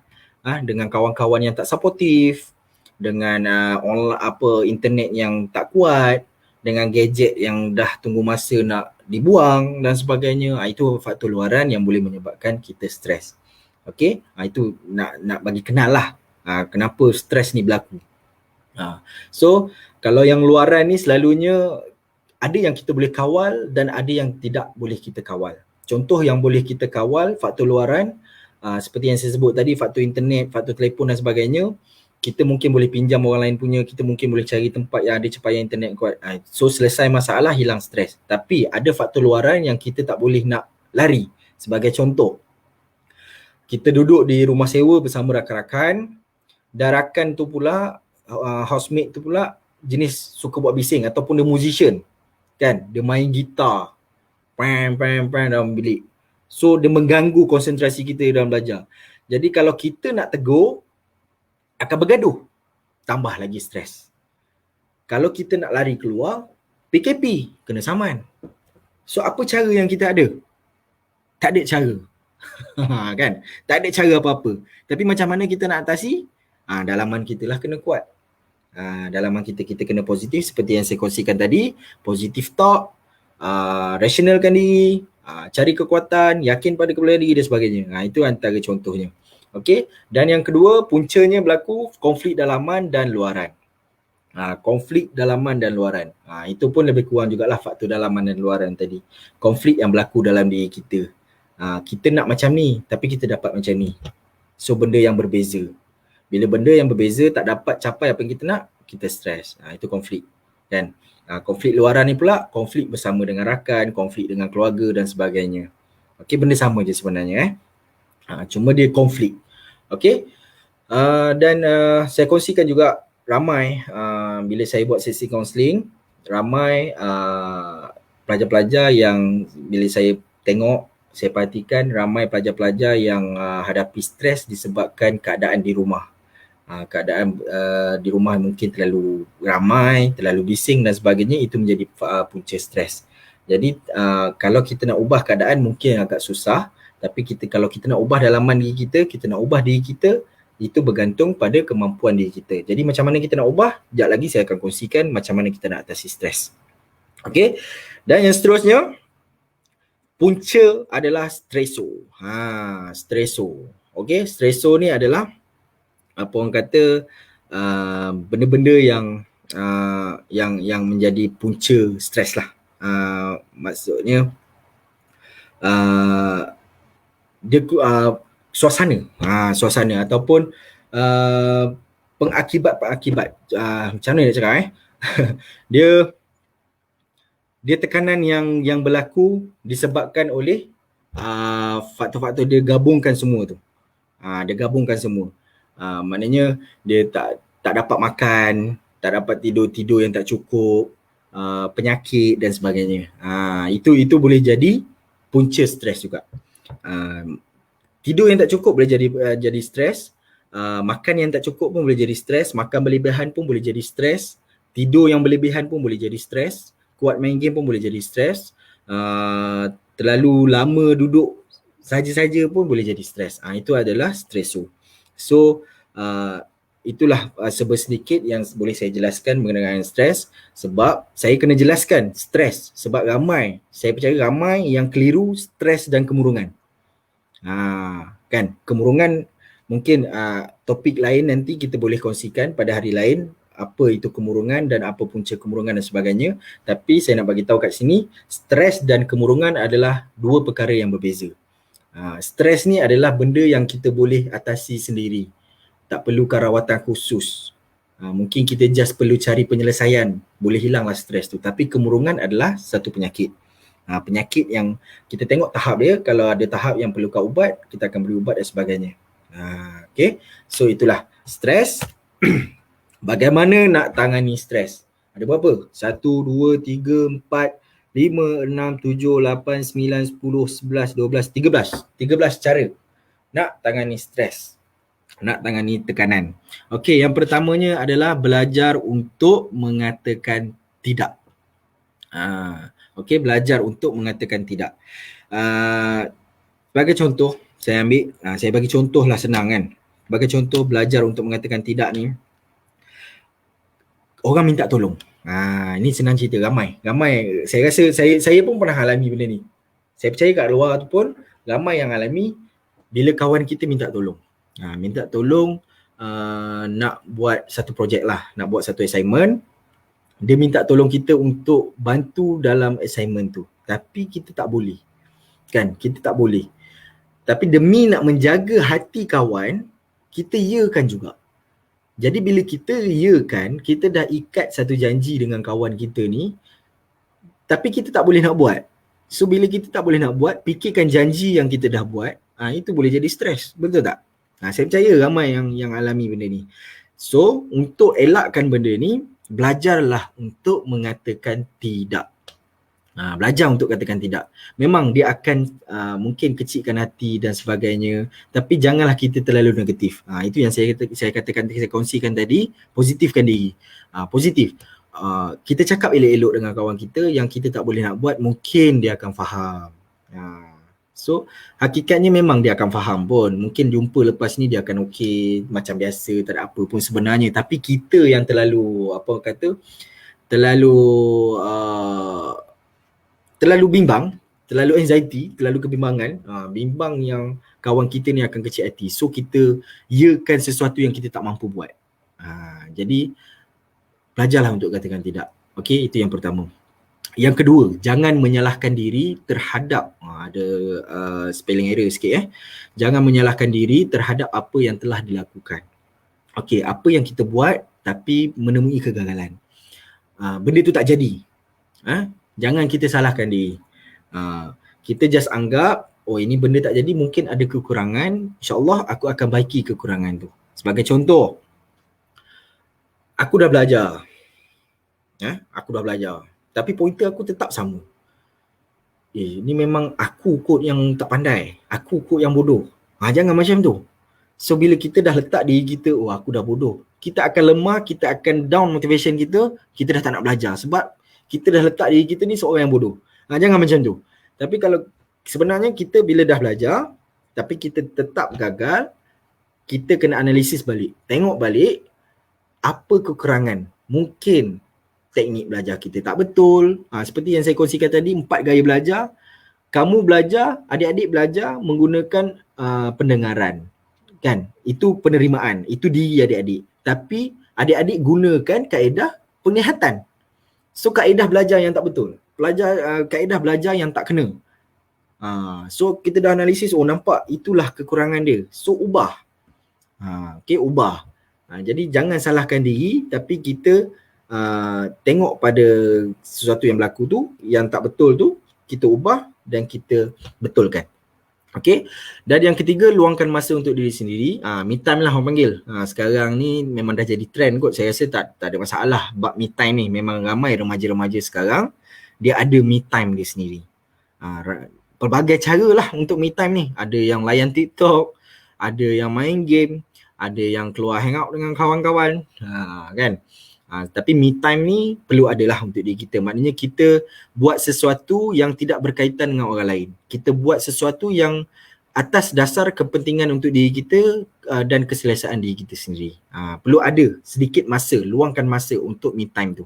Okey? Dan seterusnya, jangan terlalu mengharapkan orang lain. Okay, jangan terlalu harapkan orang lain. Kalau kita letak harapan yang tinggi, orang lain akan bantu kita, tapi kalau dia tak dapat bantu, kita akan jadi stres. Ini cuba kita twistkan balik dengan poin saya nombor 1 tadi. Yang nombor 1 tadi saya bagi contoh yang kita minta tolong orang. Yang nombor 4 ni, kita letakkan diri kita pula dengan orang yang meminta bantuan. Kan? Meminta bantuan. Kita janganlah harapkan bila kita minta bantuan orang tu akan tolong kita. Kita jangan letak harapan setinggi gunung banyak tu. Kan? Tapi kalau kita minta tolong, orang tu boleh tolong semampu mungkin, kita terima. Jangan terlalu harapkan orang lain. Kalau orang lain tak dapat buat, itu yang jadi stres tu. Kan? Jadi janganlah streskan sebab benda-benda macam ni. Okey, dan yang seterusnya, sentiasa belajar dari kesilapan tapi jangan menghukum diri. Ini pun poin seperti yang poin yang kedua. Okey, seperti poin kedua tadi. Yang mana kita jangan tengok pada kesilapan tu dan kita hukum diri kita sebab kita lakukan kesilapan, tapi kita ubah. Okey, dan seterusnya kita gunakan teknik penyelesaian masalah dengan senaraikan masalah dan selesaikan satu persatu. Ini pun saya selalu buat sebenarnya. Okey, dalam sesi kaunseling bersama dengan klien-klien saya, kalau klien tu perlukan penyelesaian masalah segera, saya akan minta klien saya untuk senaraikan masalah dia. Dan dia akan tengok satu persatu dan buat analisis yang mana dia boleh selesaikan dulu dan yang mana dia tak mampu selesaikan dan yang mana dia boleh selesaikan kemudian. Jadi adik-adik pun boleh buat benda yang sama. Senaraikan semua masalah, tengok yang mana boleh selesaikan segera, yang boleh selesaikan kemudian dan yang tak boleh diselesaikan. Jadi selesaikan yang boleh selesai, yang mana boleh selesaikan kemudian, selesaikan juga. Yang tak boleh selesai, itulah yang kita fokuskan dan kita minta bantuan pada orang lain ataupun minta pandangan daripada orang lain. Barulah kita takkan stres sangat sebab masalah kita selesaikan satu persatu. Yang jadi punca stres adalah masalah sebenarnya dua. Tapi bila kita tak analisis, kita tak tengok masalah tu secara terperinci, kita anggap masalah kita ada 20. Itu sebenarnya punca stres kita.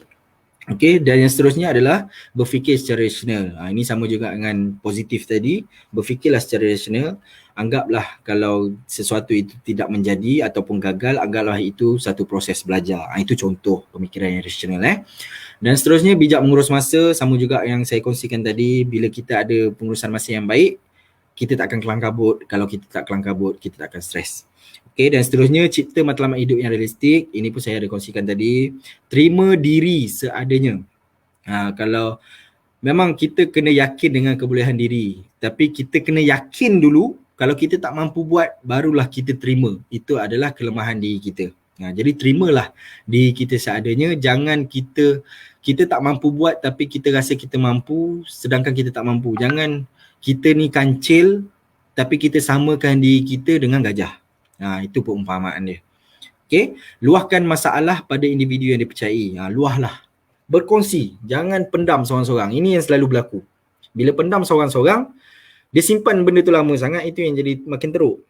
Jadi kongsikanlah. Sekarang ni, sebab itulah kerajaan sekarang dalam situasi pandemik ni, pengambilan pegawai psikologi di KKM dipertingkatkan. Di universiti-universiti pun pegawai-pegawai psikologi semuanya ditugaskan sepanjang 24 jam secara online, telecounselling, semua kita laksanakan. Sebab apa? Pegawai-pegawai psikologi ataupun kaunselor-kaunselor bertindak sebagai individu yang dipercayai yang boleh mendengar masalah anda. Okey, jadi carilah siapa-siapa saja, tak semestinya kaunselor. Carilah kawan-kawan yang anda percaya, bercakaplah dengan ibu bapa ke. Dan kalau tak ada pilihan sangat, jumpalah kaunselor ataupun pegawai psikologi di mana-mana saja, di klinik ke, di universiti ke, yang mana berdekatan, yang mana anda rasa selesa, berceritalah dengan mereka.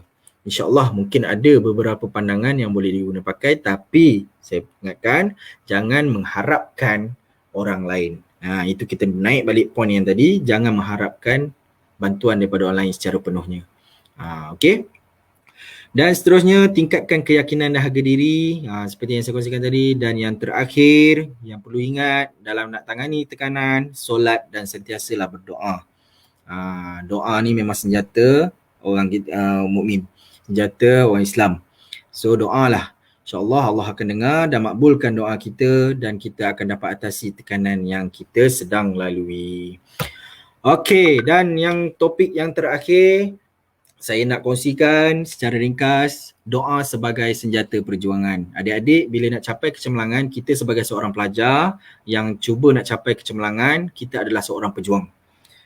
Walaupun kita bukanlah berjuang dengan senjata, tapi kita berjuang untuk kita berikan kehidupan yang baik pada diri kita dan orang sekeliling kita. Itu juga satu perjuangan. Jadi dalam nak berjuang, kita mestilah bergantung harap dengan Allah Subhanahu Wa Taala dan banyakkan berdoa. Jadi dalam nak berdoa, kita juga ada adab berdoa supaya doa kita dimakbulkan dan diterima. Okey, supaya doa kita sampai terus kepada Allah. Adab kita pun kena jaga. Yang pertama, kalau kita nak berdoa, saya kongsikan, menghadap kiblat dan dengan hati yang tenang serta fikiran yang kosong. Janganlah nak berdoa tadah tangan tapi duk fikir, alamak nasi dah masak ke belum, alamak payung air tadi dah tutup ke belum. Nampak? Fikiran kita duk fikir benda lain lagi, tapi kita nak tadah tangan nak berdoa. So elakkan benda tu. Kita hadap kiblat, kosongkan fikiran kita, tenangkan hati kita, berdoalah sepenuh hati. Okey? Dan yang kedua, dengan rendah diri dan suara yang sederhana kuat, doalah, jangan ya Allah, jangan menjerit. Jangan menjerit, tapi sederhana saja. Jangan perlahan sangat. Memang Allah Maha mendengar, kuat ke perlahan ke Allah akan dengar, tapi supaya lahirnya rasa keikhlasan, lahirnya rasa keyakinan dalam diri kita, suara kita tu pun main peranan. Okey, dan yang ketiga, yakin akan dimakbulkan dan berbaik sangka kepada Allah. Yakin yang Allah akan makbulkan. Berbaik sangka, jangan buruk sangka. Ya Allah nak makbul ke tak? Allah nak makbul ke tak? Jangan. Okey, yakin yang Allah akan makbulkan. Lambat atau cepat, insya-Allah Allah akan makbulkan. Okey, yang seterusnya doa berulang kali. Rasulullah SAW menyuruh seseorang itu berdoa sebanyak 3 kali. Rasulullah dia disarankan pada hamba-hambanya, umat-umatnya supaya berdoa sebanyak 3 kali. Itu minimum lah, minimum. Tapi kalau nak lebih daripada 3 kali pun itu sebaiknya. Okey, doalah berulang kali tanpa jemu. Okey, dan seterusnya berdoa sepenuh harapan bukannya separuh hati. Sepenuh harapan. Okey, mengharapkan bantuan daripada Allah tu. Okey, dan seterusnya tertib doa. Yang tadi adab, yang ni tertib pula cara nak berdoa. Yang pertamanya, bertaubat dahulu, lakukan solat sunat taubat dan beristighfar sebanyak mungkin. Solat sunat taubat dulu. Mana kita bersihkan, kita cuba usaha untuk kita hapuskan dosa-dosa kecil kita dulu. Kita minta ampun dengan Allah supaya Allah ampunkan segala dosa-dosa kita. Maknanya kita menghadap dia untuk berdoa dalam keadaan yang bersih. Okey. Kemudian lakukan solat sunat sebelum berdoa. Buatlah solat sunat apa saja. Solat sunat hajat, solat sunat istikharah, solat sunat tahajud dan sebagainya. Kita buatlah apa sahaja yang bersesuaian untuk kita berdoa. Kemudian puji-pujianlah kepada Allah, maknanya kita zikir, kita bermunajat, bertasbih, bersyukur dan sebagainya. Sebanyak mungkin sebelum kita berdoa tu. Kemudian berselawat kepada Rasulullah SAW dan sebaiknya doa berada di antara 2 selawat. Maksudnya kat sini, sebelum kita berdoa, kita berselawatlah dulu. Okey, berselawat, minta syafaat daripada Rasulullah dan kemudian barulah kita berdoa, dan selepas habis doa kita selawatlah lagi sekali. Kita selawat lagi sekali. Okey, kemudian yang terakhir barulah kita lakukan solat sunat hajat dan mohonlah kepada Allah Subhanahu Wa Taala ketika bersujud. Seperti yang difirmankan, yang mana doa di dalam sujud terakhir di waktu solat adalah doa yang paling dekat dengan Allah. Di mana bila kita bersujud, itulah keadaan kita yang paling dekat dengan Allah. Kan? Bila kita sujud, itulah keadaan paling dekat dengan Allah. Jadi bila kita dah dekat dengan Allah, mintalah dengan Allah. InsyaAllah Allah akan dengar. Kan? So, doalah dalam keadaan bersujud pada Allah Subhanahu Wa Taala. Okey. So, itu saja daripada saya, perkongsian yang ringkas. Ringkas tapi saya harap padat dengan pengetahuan yang mungkin boleh dijadikan kepada panduan kepada adik-adik untuk capai kecemerlangan buat kejayaan di kita bersama. Okey. So, saya serahkan kembali platform ini kepada moderator untuk agenda kita yang seterusnya. Okey. Terima kasih diucapkan kepada Encik Amir atas perkongsian daripada beliau seperti tadi. Jadi kita sekarang ni kesudukan masa, saya akan teruskan pada sesi Q&A. Jika anda punya sebarang soalan, sila gunakan dalam ruang komen di bawah ya. Terima kasih. Encik Tuan Muhammad, saya ada satu soalan daripada Sakinah binti Mukhtar Khair. Assalamualaikum. Ingin bertanya, bagaimana ingin menanamkan minat dalam mempelajari bidang yang kita kurang mahir atau minat? Terima kasih. Okey, saya jawab yang ini dulu Okey, memang ramai di antara kita yang sedang melalui ataupun sedang belajar dengan sesuatu yang kita tidak minat. Saya sendiri dulu pun ada je subjek yang kita tak minat. Okey, tapi macam mana kita nak timbulkan minat dan kita nak nak apa orang kata nak mahirkan lagi, yang pertamanya adalah seperti yang saya kongsikan tadi, tingkatkan motivasi itu dulu. Kita pasang niat yang betul. Kita pasang niat yang betul. Sebab dengan niat yang betul itulah akan kuatkan diri kita untuk atasi perkara yang kita tak minat dan kita tak mahir tu. Okey, pasang niat. Yang kedua, kita tingkatkan motivasi. Saya dah kongsikan macam mana nak tingkatkan motivasi. Okey, tingkatkan motivasi dulu untuk belajar. Dan yang ketiga adalah kalau kita boleh lepaskan subjek tu, kita lepaskan. Tapi andai kata kalau kita tak boleh nak lepaskan dan kita terpaksa hadap juga, niat, motivasi, dan yang ketiga, kita atasi stres yang berlaku. Kalau kita belajar benda kita tak minat, kita akan stres. Atasi stres tu dulu dan kita belajarlah semampu yang mungkin. Maknanya kita jangan letak target yang tinggi. Kita perlu letakkan target yang tinggi, tapi kalau benda yang memang kita tak minat yang kita mahir, kalau kita letak target yang tinggi, dia boleh menimbulkan stres pula kalau kita tak dapat capai. Tapi kita letaklah target yang kita rasa kita mampu buat, dan kita laluilah benda tu dengan tenang dan pemikiran yang positif. Okay, saya tak boleh nak kata drop lah, apalah, buang lah dan sebagainya. Tapi saya dah kongsikan tadi, pasang niat yang betul, tingkatkan motivasi, kurangkan stres dan tanamkan azam apa yang kita nak dengan subjek yang kita tak minat tu. Apa yang kita boleh buat dan apa yang kita mampu buat. Buatlah analisis. Buat analisis masalah yang saya kongsikan tadi kan.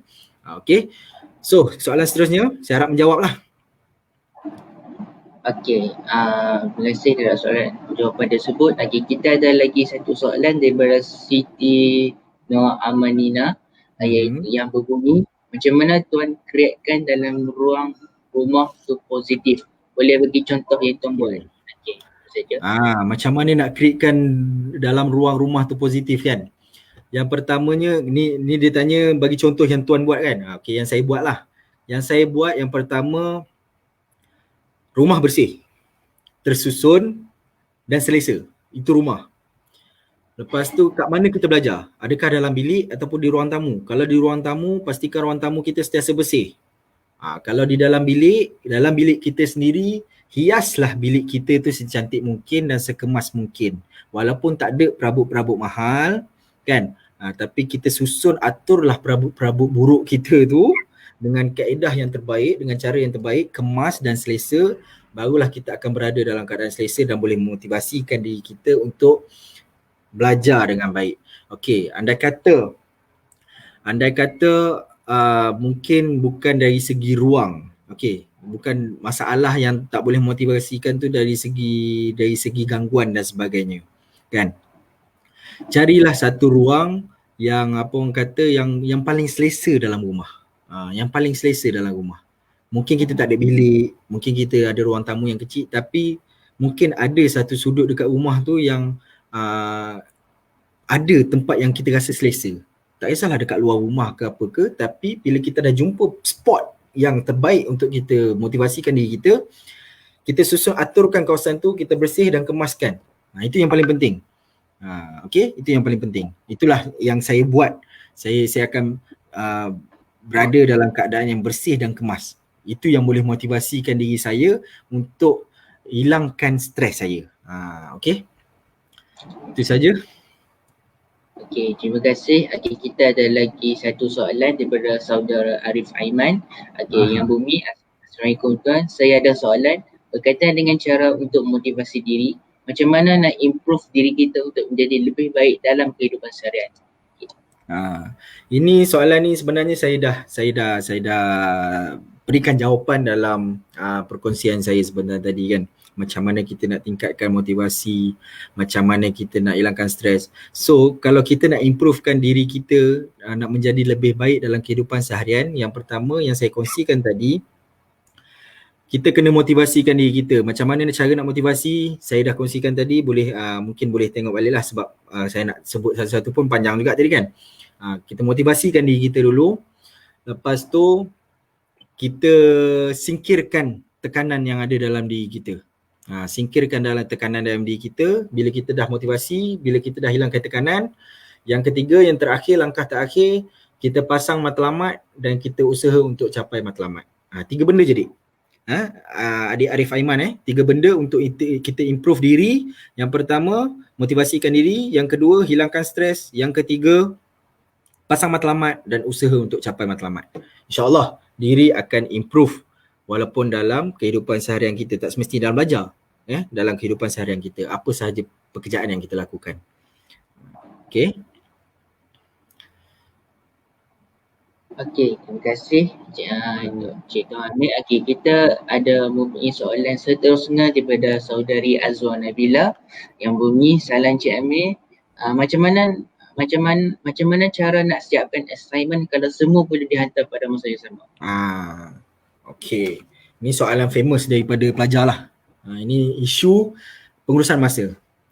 Pengurusan masa pun saya sebenarnya dah kongsikan tadi, iaitu kita buat analisis. Kita buat analisis yang mana kita senaraikan assignment semua yang ada. Contoh kita ada 10 assignment.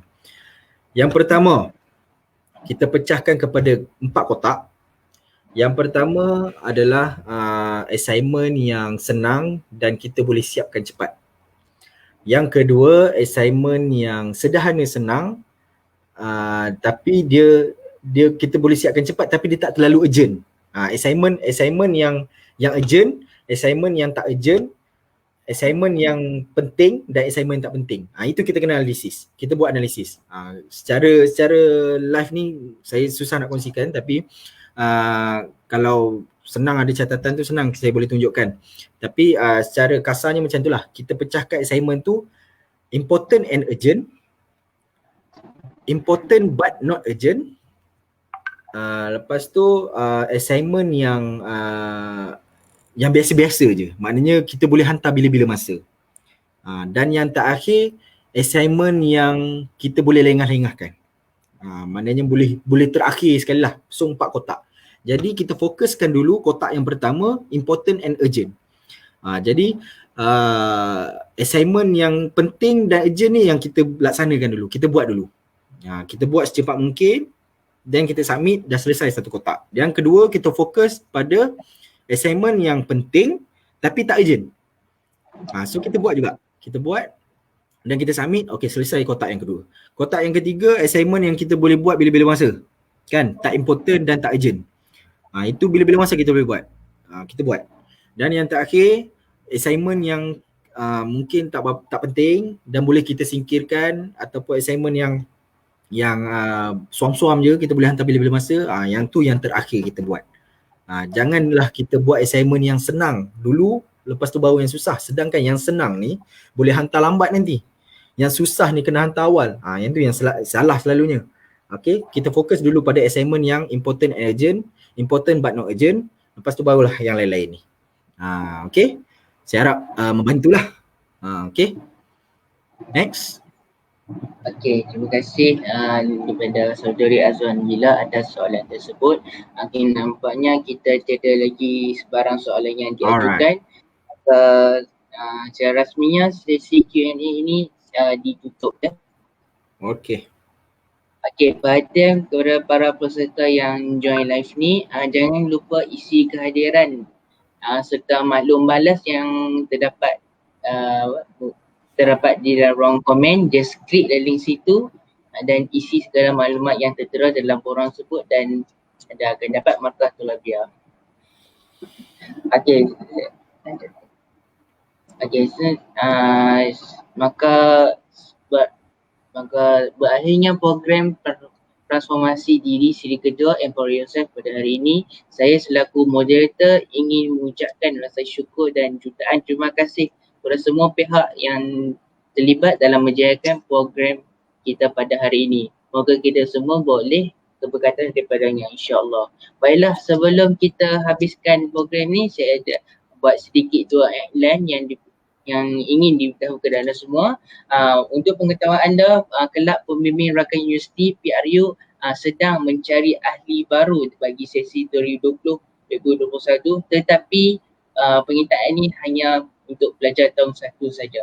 Jadi adik-adik tahun 1 yang berada di live ni, kalau adik ingin menunjukkan bakat dalam menjadi seorang facilitator, mengasah bakat dalam skala soft skill, bolehlah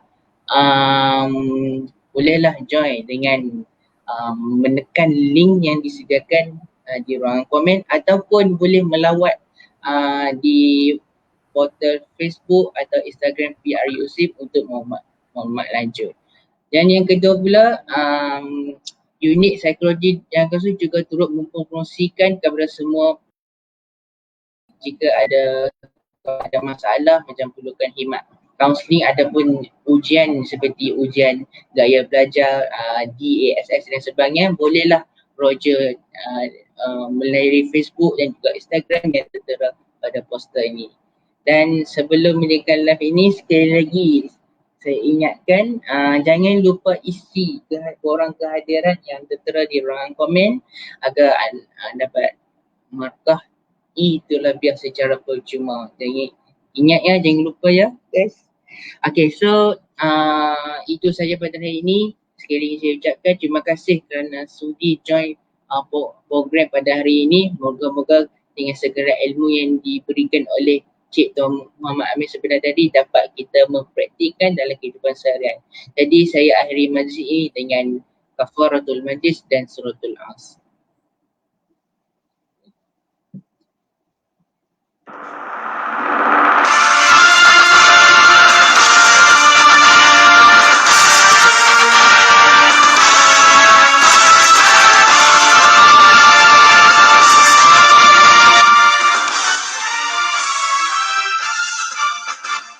Zaman ini zaman merdeka, umatnya bergerak berkaki bahu. Musik menyambut harapan bangsa menjadi universiti termaju. Bangsa keras keminatan menjadikan yang terus progresif. Ingat berdisiplin menggapai nilainya.